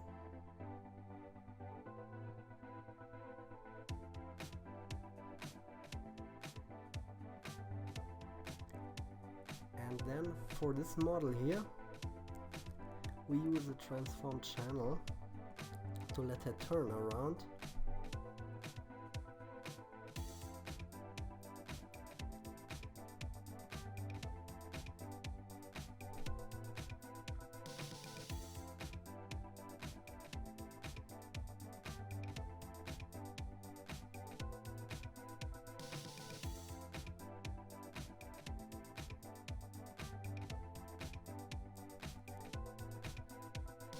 Linear velocity in the x-axis we fill in 3.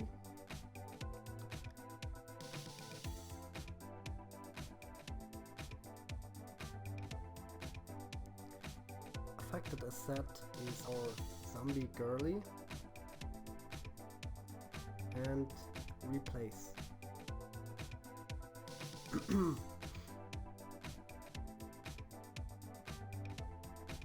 Same thing with the other transform channel, but only at the x-axis or linear velocity we choose 0. Sorry, I mean -3.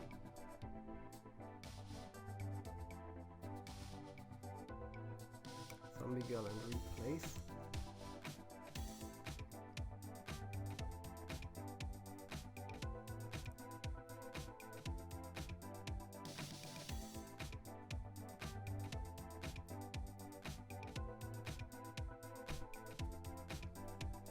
And then we turn around her image, the scale from the x-axis into negative.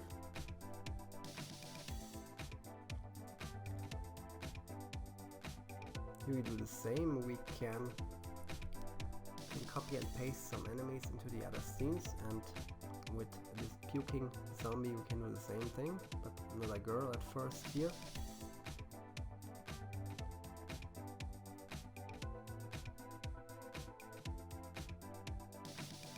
Or not. Now let's copy this guy and paste him in here.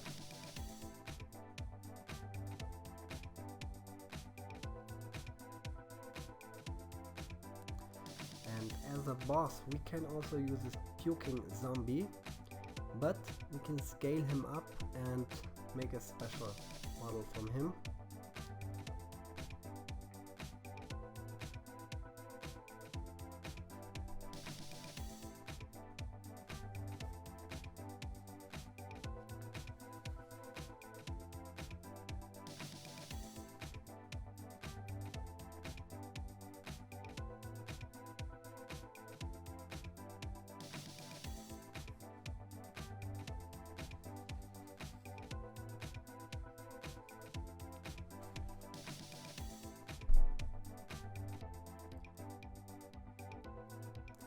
Then we need some power-ups here.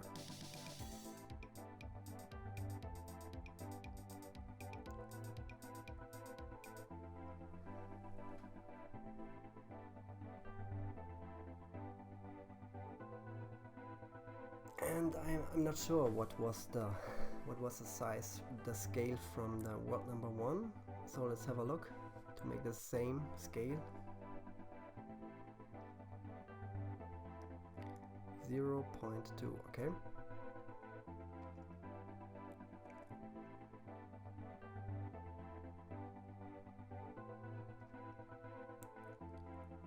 Good, now duplicate the star.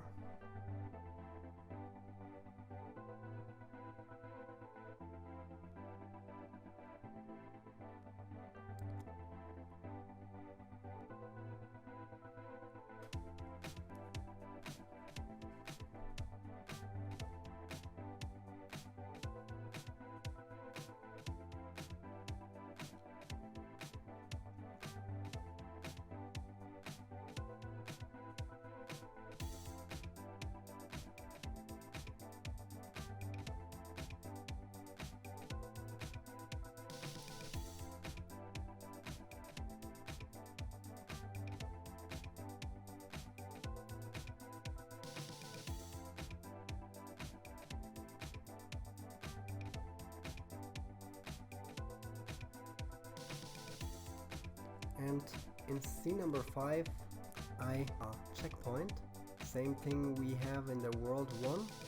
I just duplicate it. You can also duplicate a re-up from another world, from one world, and you can paste it into another world. That's another problem. Same thing like okay, in the next world I want to speed up the video a little bit because the scheme is always the same. But I will explain these parts where I do these things I didn't show before, okay? At first I delete all the scenes in world number 3, excepting the start scene, where I only delete the objects to use a different style. I create a world in a desert planet style, and then in this level we use the enemies.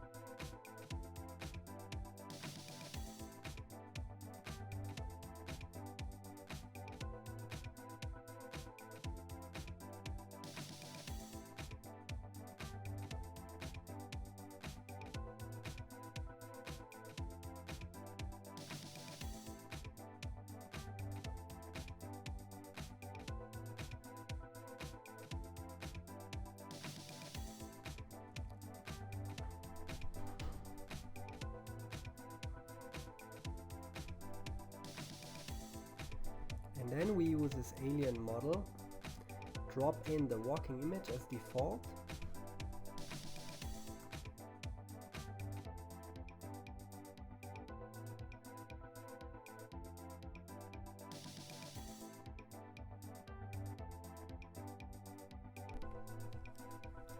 and then adding the collision shape.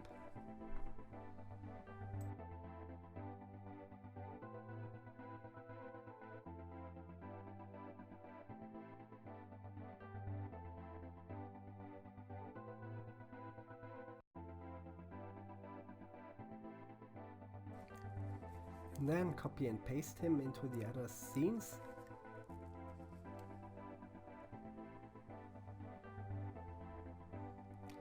And and give him a defeat animation and adding some art.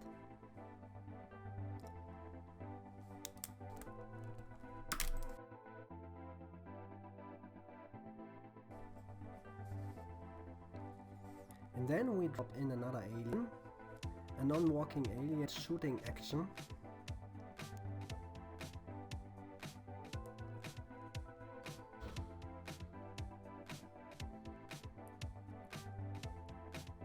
We're adding the collision shape.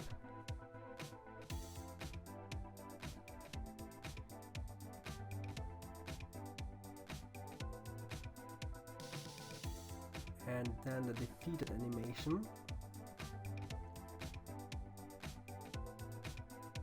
For the bullet animation, use the same spawner parameter from World 1.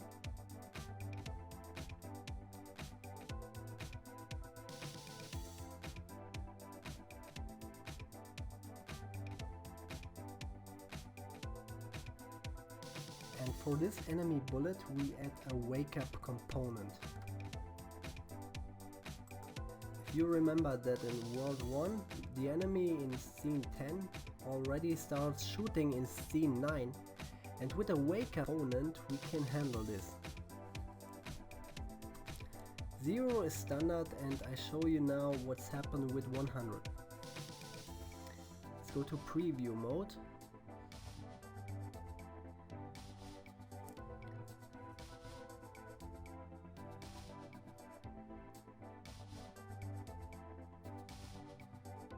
And now we see the enemy, but he isn't shooting. And now he kills me. But this is too close. Let's change this into 1000.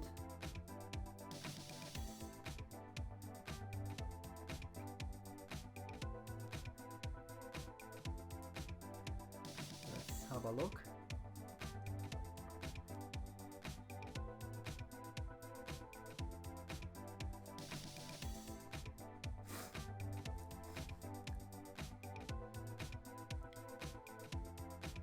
And now the enemy shoots much earlier. If it is too early, you can try with 500, okay?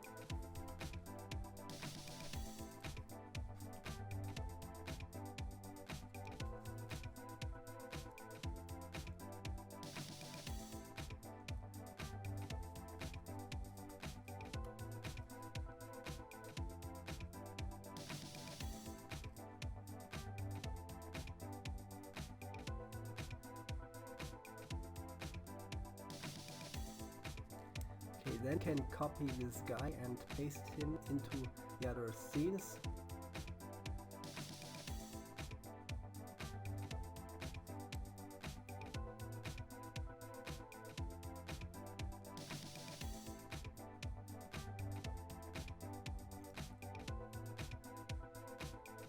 Adding a hole here. Same thing I showed you already in the world number 1. And then let's drop in another alien in scene number 10 as a boss alien. The same scheme. You have 10 lives and a shooting action. It's adding the collision shape.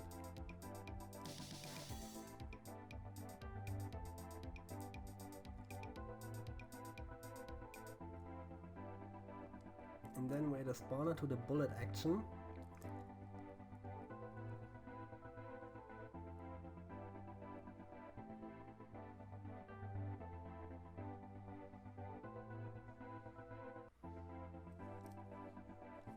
Let's give him a defeated animation.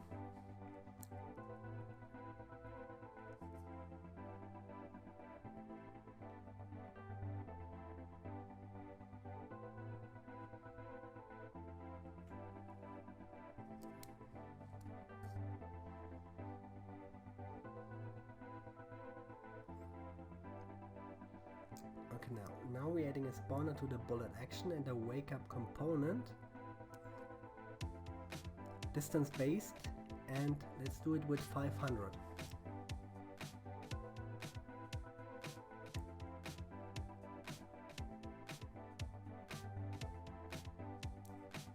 Now we make a preview.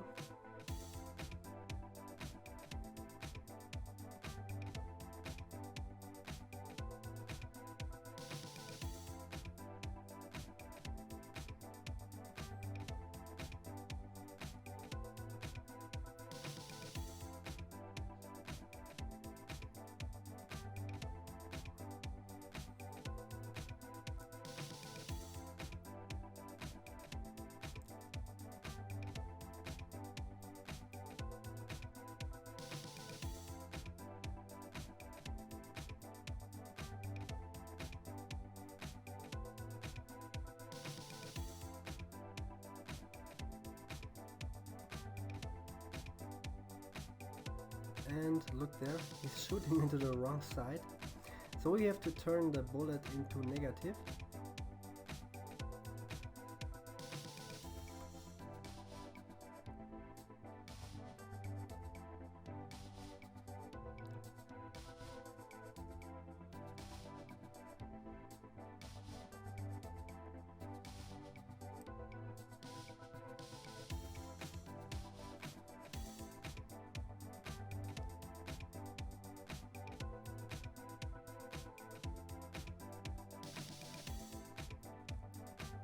And then we change the wake up component into 800.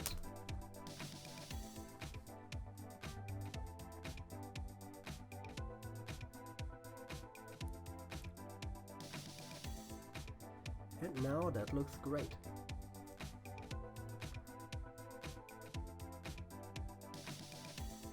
Okay, let's kill him.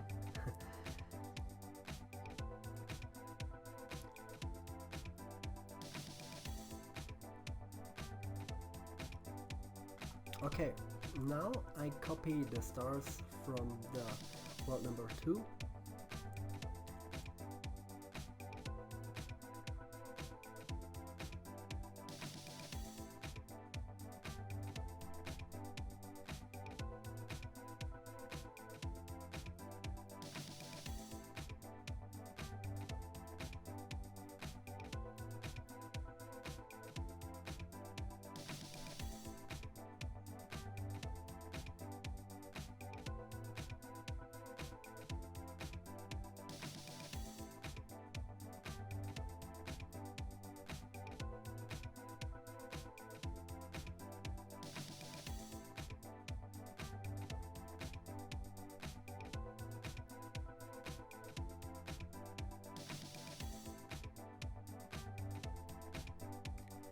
And now, a very important thing, now we can add in a bonus world.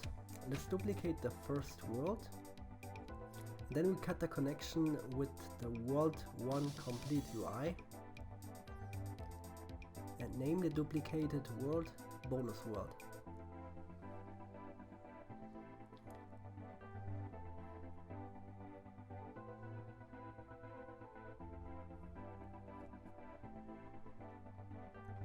Let's get in, and now we're deleting all the scenes.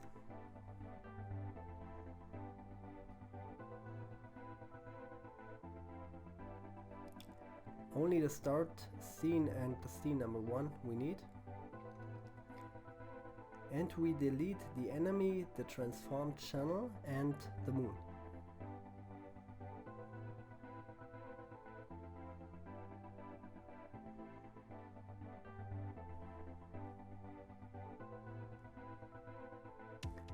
Then we delete some stars, we only need 1, and duplicate him many times. In bonus world, existing only for one thing because collecting a lot of stars.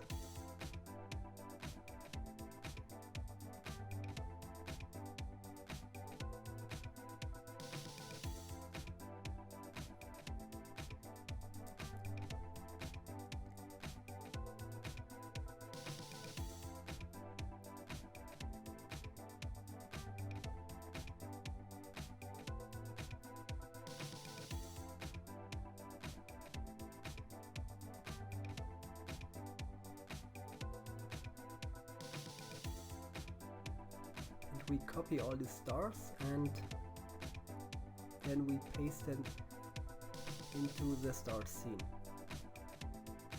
So we have many stars to collect in this bonus world, and let's adding some other.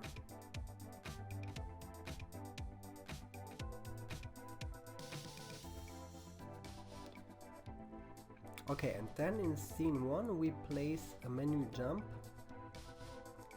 where we can leave the bonus world.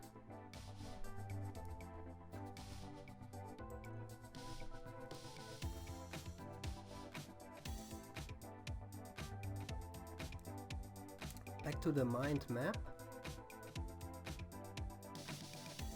and Then we duplicate the World 1 complete UI.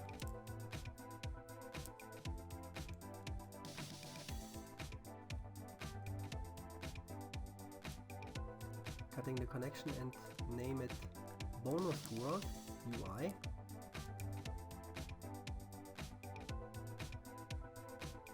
Then we connect the menu jump from the bonus world with the bonus world UI.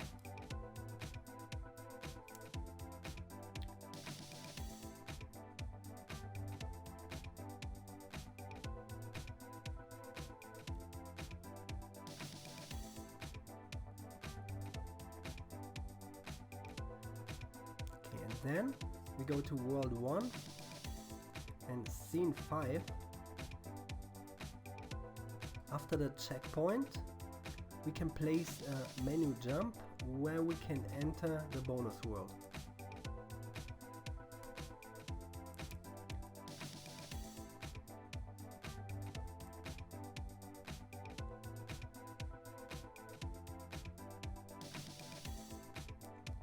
And on this bonus world,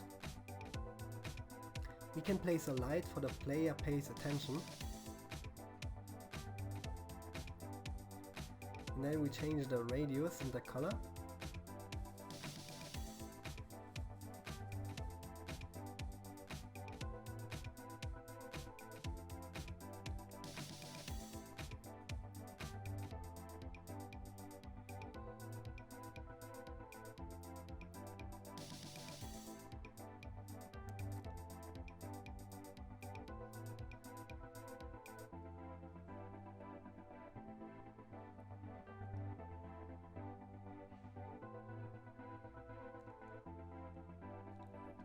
Okay, but to make it more interesting, we can hide this door to the bonus world.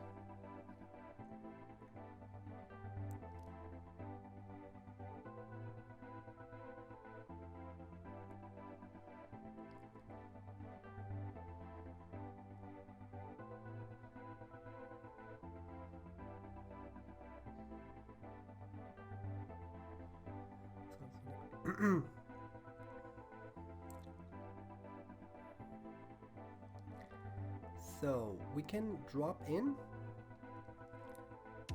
this. We can drop in this wooden box as an object. It's a lumber cube. And scale it down and place it outside of the checkpoint.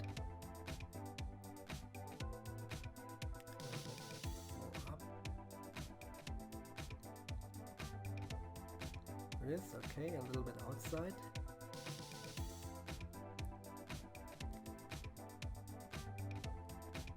And then we change it to a physics object. Let's turn in the debug mode.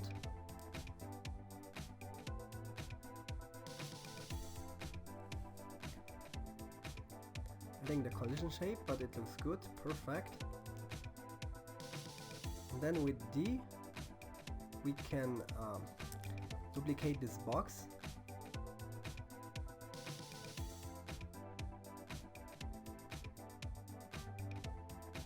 And then with W, we can duplicate the object above the other. Then again with D. And now, let's have a look. Okay, first we move the light behind the lumber box, behind these layers.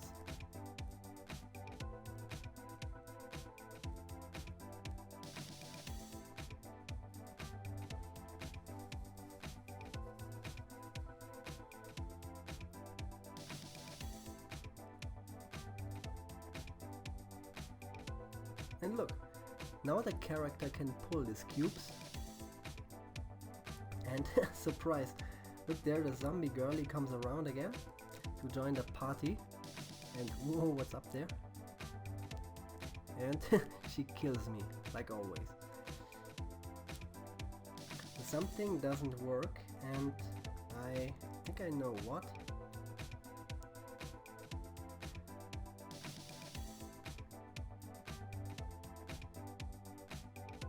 think I know where's the problem. The menu jump isn't connected with the bonus world.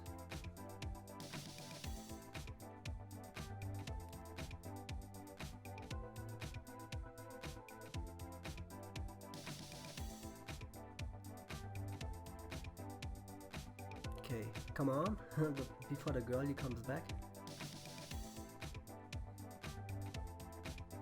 Okay, great. And now let's take all the stars. But we don't have the time now. We come back later. And yeah. Okay. The start button doesn't work. So let's connect the bonus world UI with the world 1.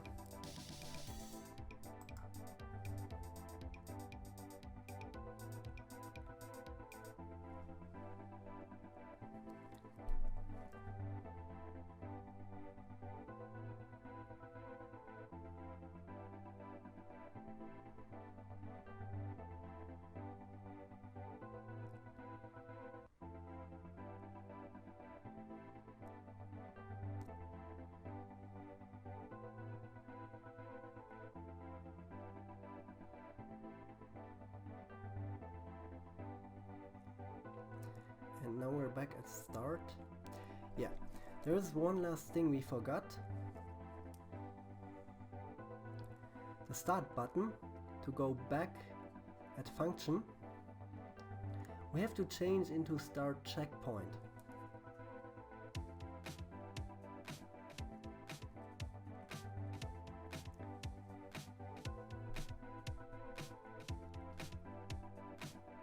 And let's do it again.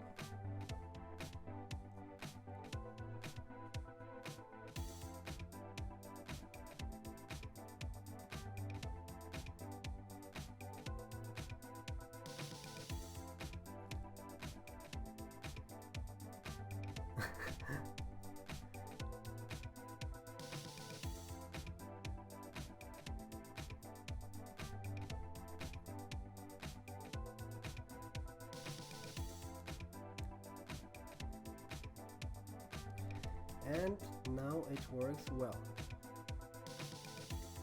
That's great.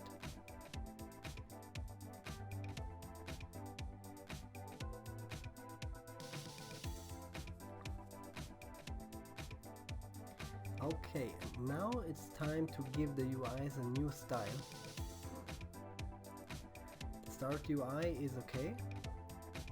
And let's go to the main menu UI.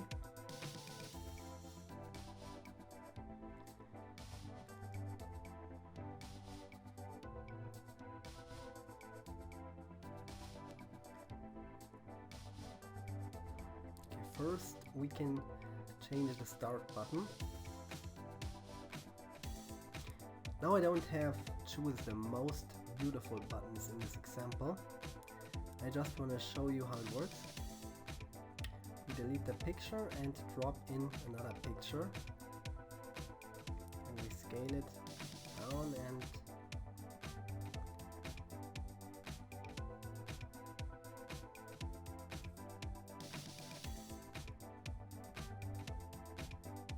here we can lock the layer. And then that's adding a coin shop.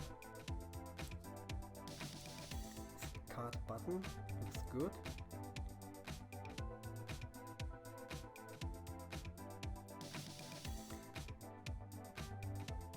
And now we delete the background image.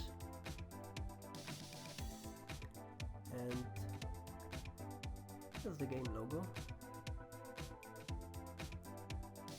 Okay, let's delete this game logo.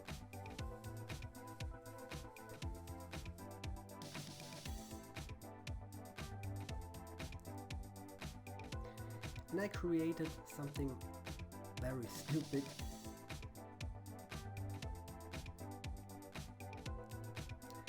Zombies, and I forgot the superheroes.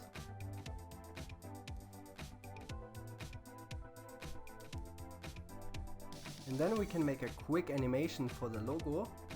Let's open the animation editor and then we choose open. Here we can choose what we want to animate: position, rotation, scale or opacity. I want to animate the position.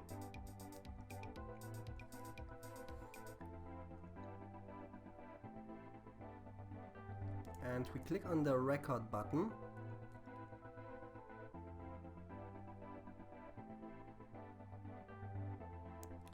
And then we move the logo on top.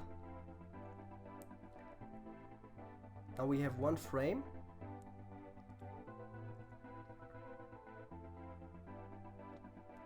This is how it begins, and then we go to frame 10 and place it in the middle.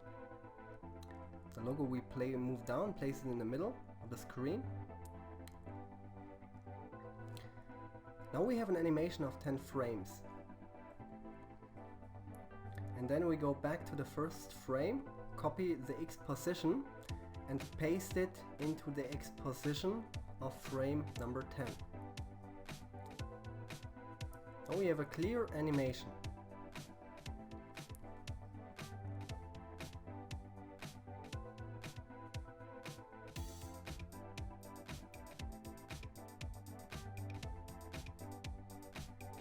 And we can also animate the buttons. So let's go back to the start button. Let's go to opacity on frame 10 and change it into 0. And then on frame 15 we change it into 1.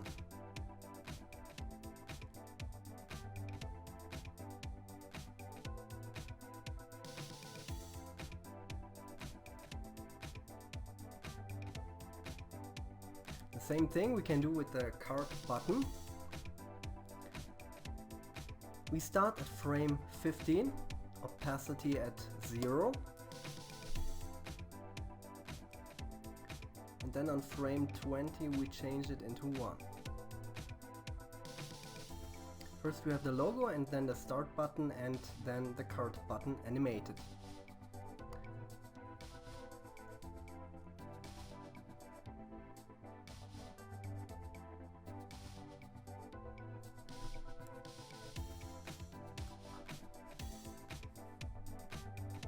And now let's make a preview.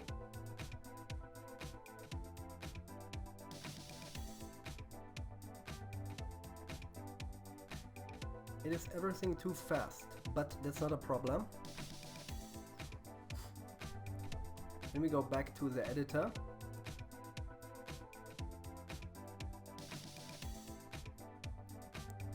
And just move the frame. Go to position. And then just move the frame and scale it on frame 20.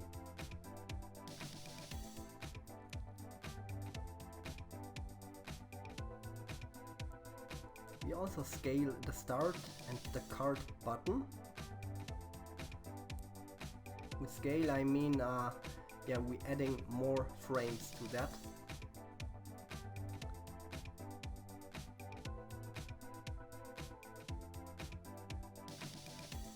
Here we can adding more frames if in the editor when we need more.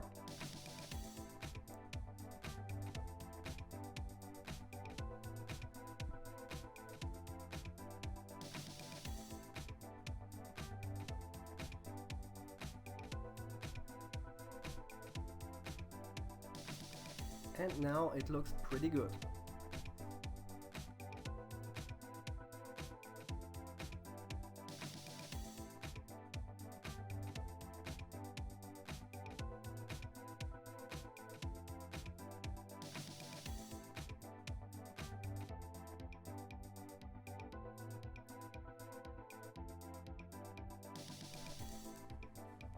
And then on World Select UI we changed the back button.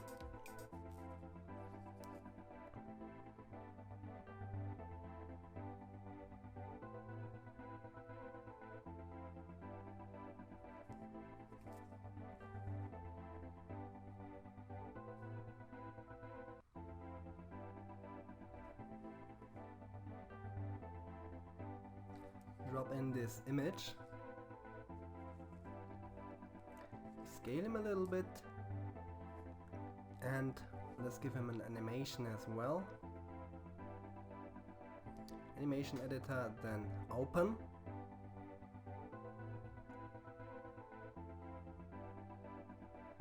Opacity and record. Then 0 opacity in the first frame. And on frame 20, opacity 1. And turn off the record.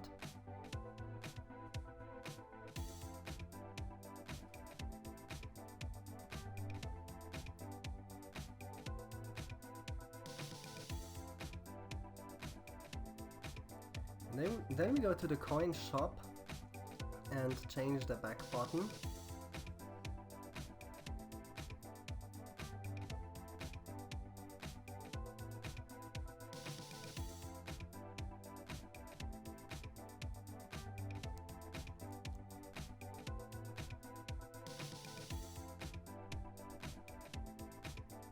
Same thing in the bonus world 1 UI. But we can also copy the back button from the world select UI with the animation, and we can paste them to other UIs.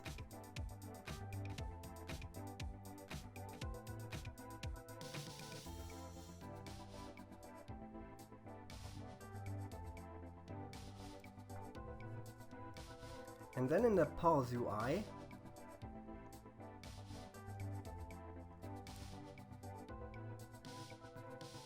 we delete the images on the buttons. And here I have this transparent background buttons for main menu, and then world select. Just delete it, and this is the wrong.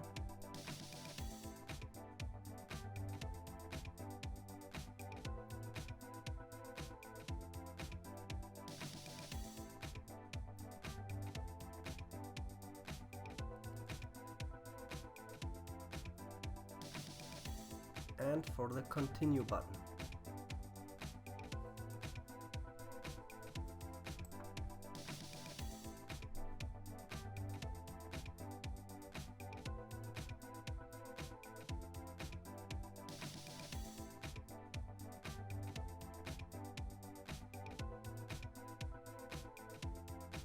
And then we delete the background image and the pause logo. We have a simple font for that.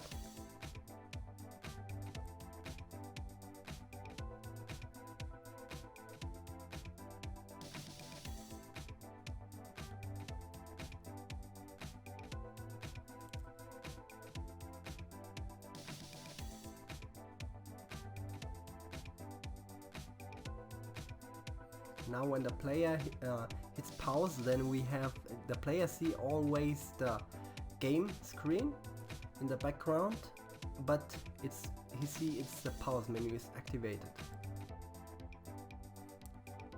And then the same thing we do in the game over UI.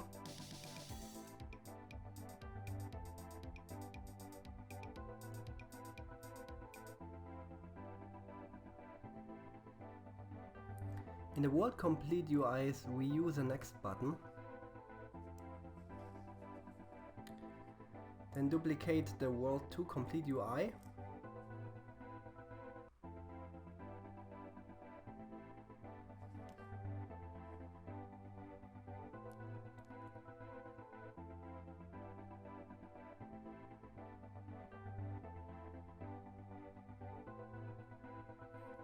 Then go back to world 3.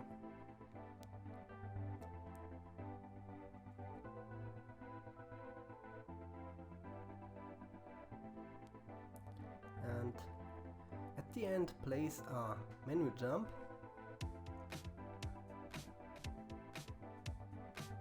And connect it with the new world complete UI. And name it world 3 complete UI.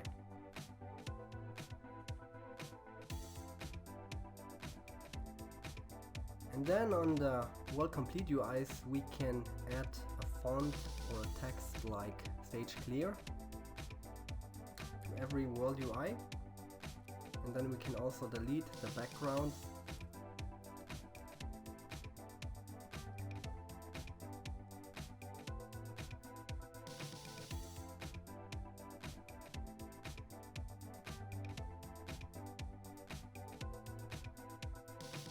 Then we go to World UI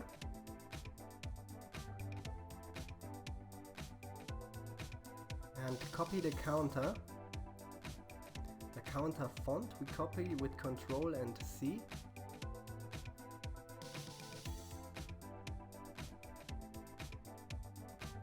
And then we go to the World 1 Complete UI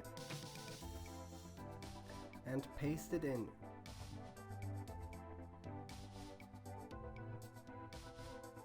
And we change from current to total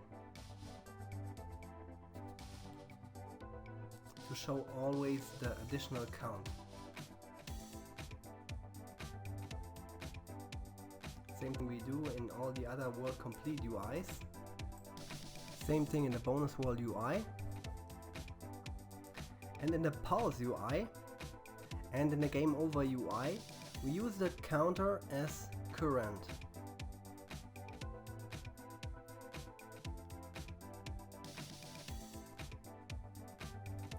Shrink this down a little bit.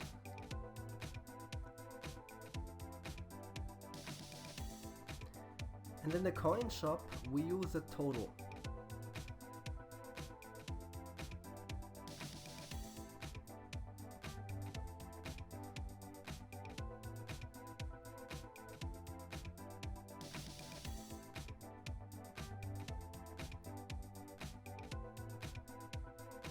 Then another one in the game, in the main menu UI, we use as total.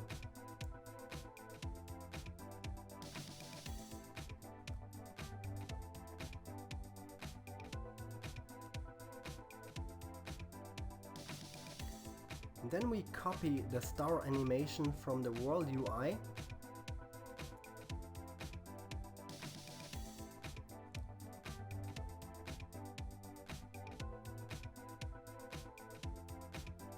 and then paste it into all the other UIs where we use a counter.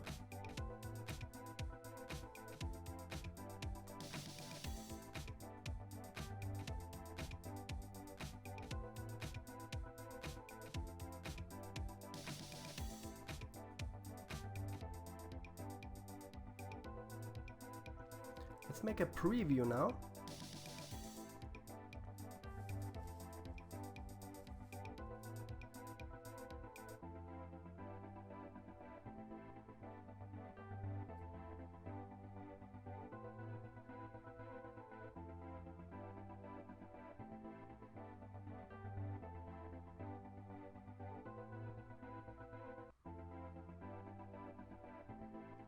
Maybe here in the main menu UI we can highlight the star animation.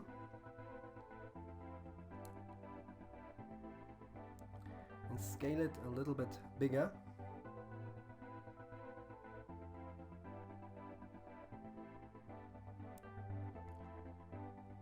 Just change a little bit.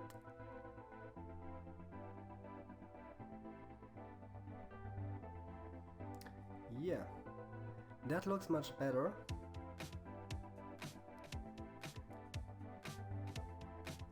Start the game and let's check the pause UI.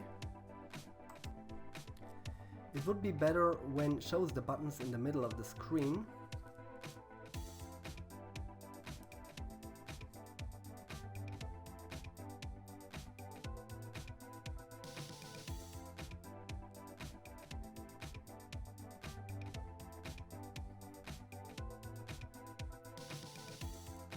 And we can also scale up the pause font.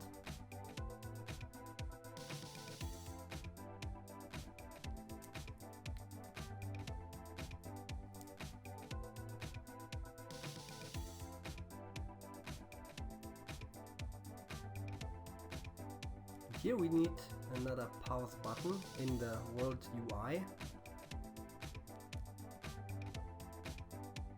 button looks pretty cool.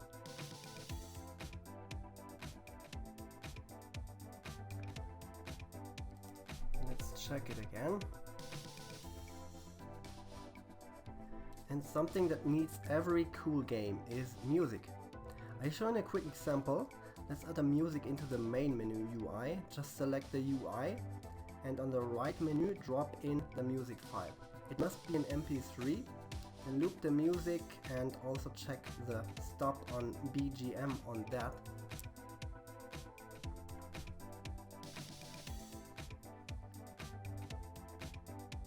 That was for the main menu, and if you wanna play music in the game, you have to select the world UI and drop in there the music file. If you wanna have different music in each world, then you have to use different world UIs for each world.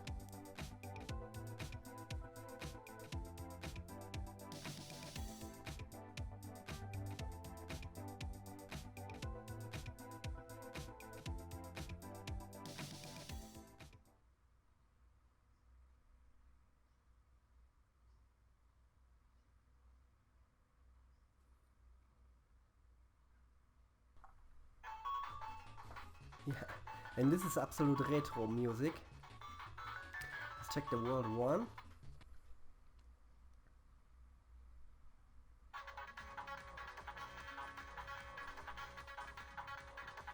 It works pretty cool.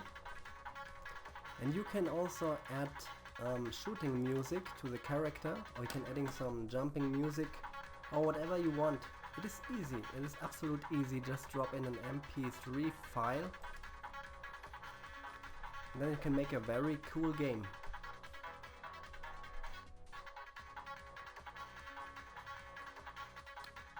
Okay.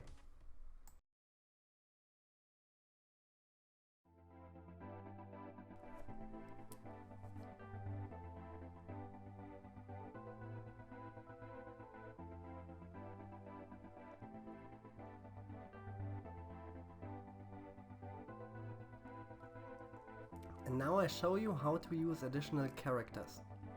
The easiest way is to duplicate our existing character. Then click on the duplicated character and delete all the images.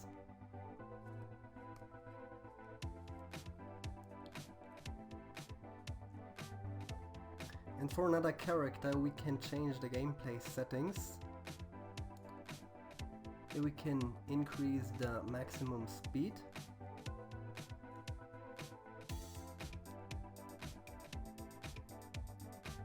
And here we can change the jump counter.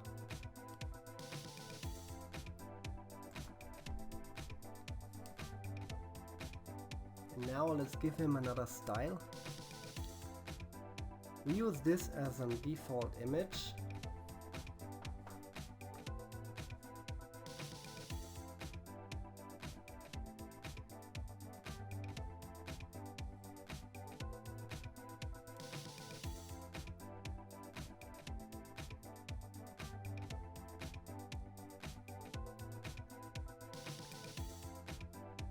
And now we add a character icon on components.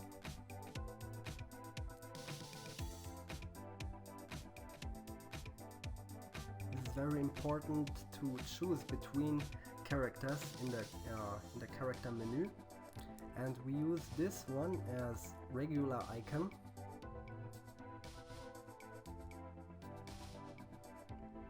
And we can use this with the gun when the character is selected in the character menu.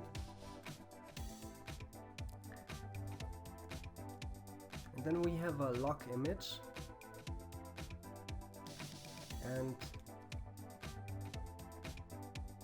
the lock image, it shows when the character isn't free at the moment. You can unlock every character with real currency or with in-game currency or with rewarded videos. Now we do the same thing here with the other character.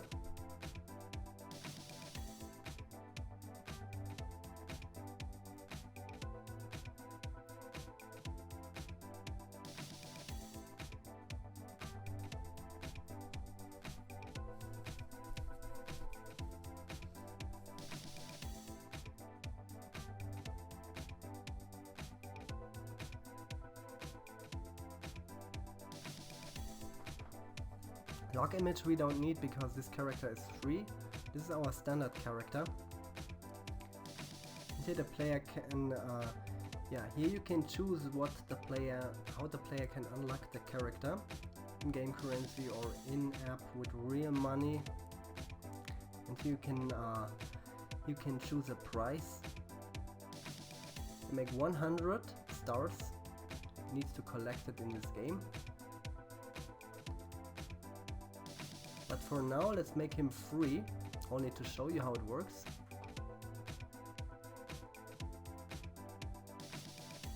And now let's drop in all the other images to our character.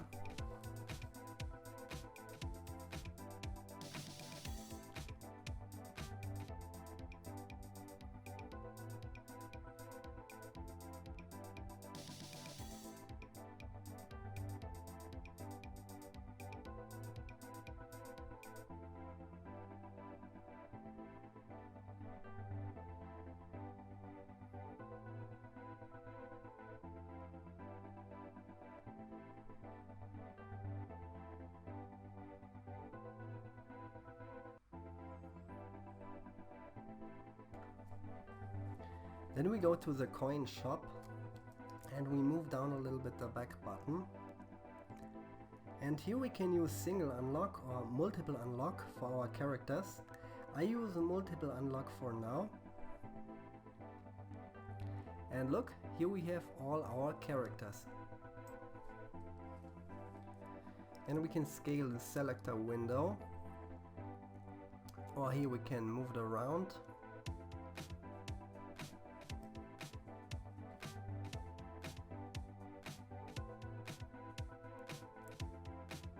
Place it wherever you want in this coin shop. And the spread is for the space between our characters.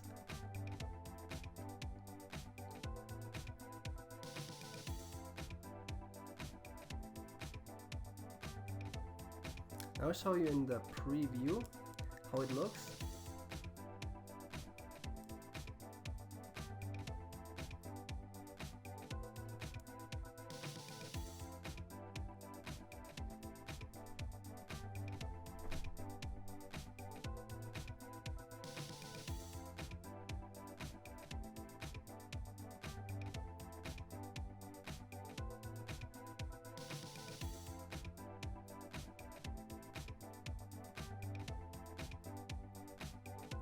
I am sorry. Don't want to play now. Let's go to the coin shop, to the card. And you see the first character is selected, and when we move around we have selected the other character and it shows the selected image. Let's select the character and then the character is selected to play with him. And look there, now I'm playing with the other character.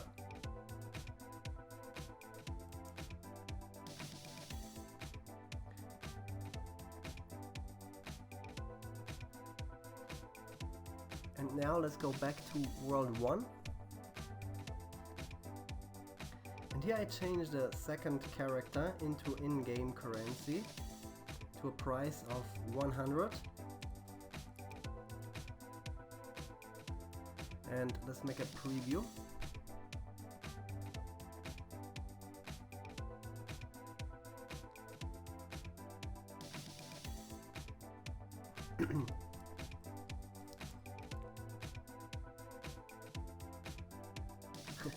I always want to play, but not now.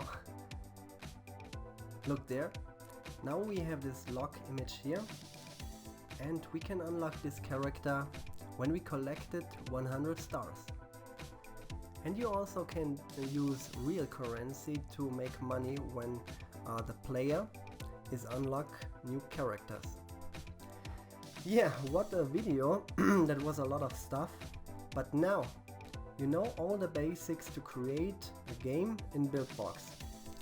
In the following tutorials I show you how to export your final game and how to make them ready to bring them into the app stores, how to monetize your games and how to use awesome animations. And I will also start with tutorials for Buildbox 3 to make amazing 3-dimensional games. If you found this tutorial helpful, then give me a like, subscribe to my channel, and then see you soon. Thank you very much.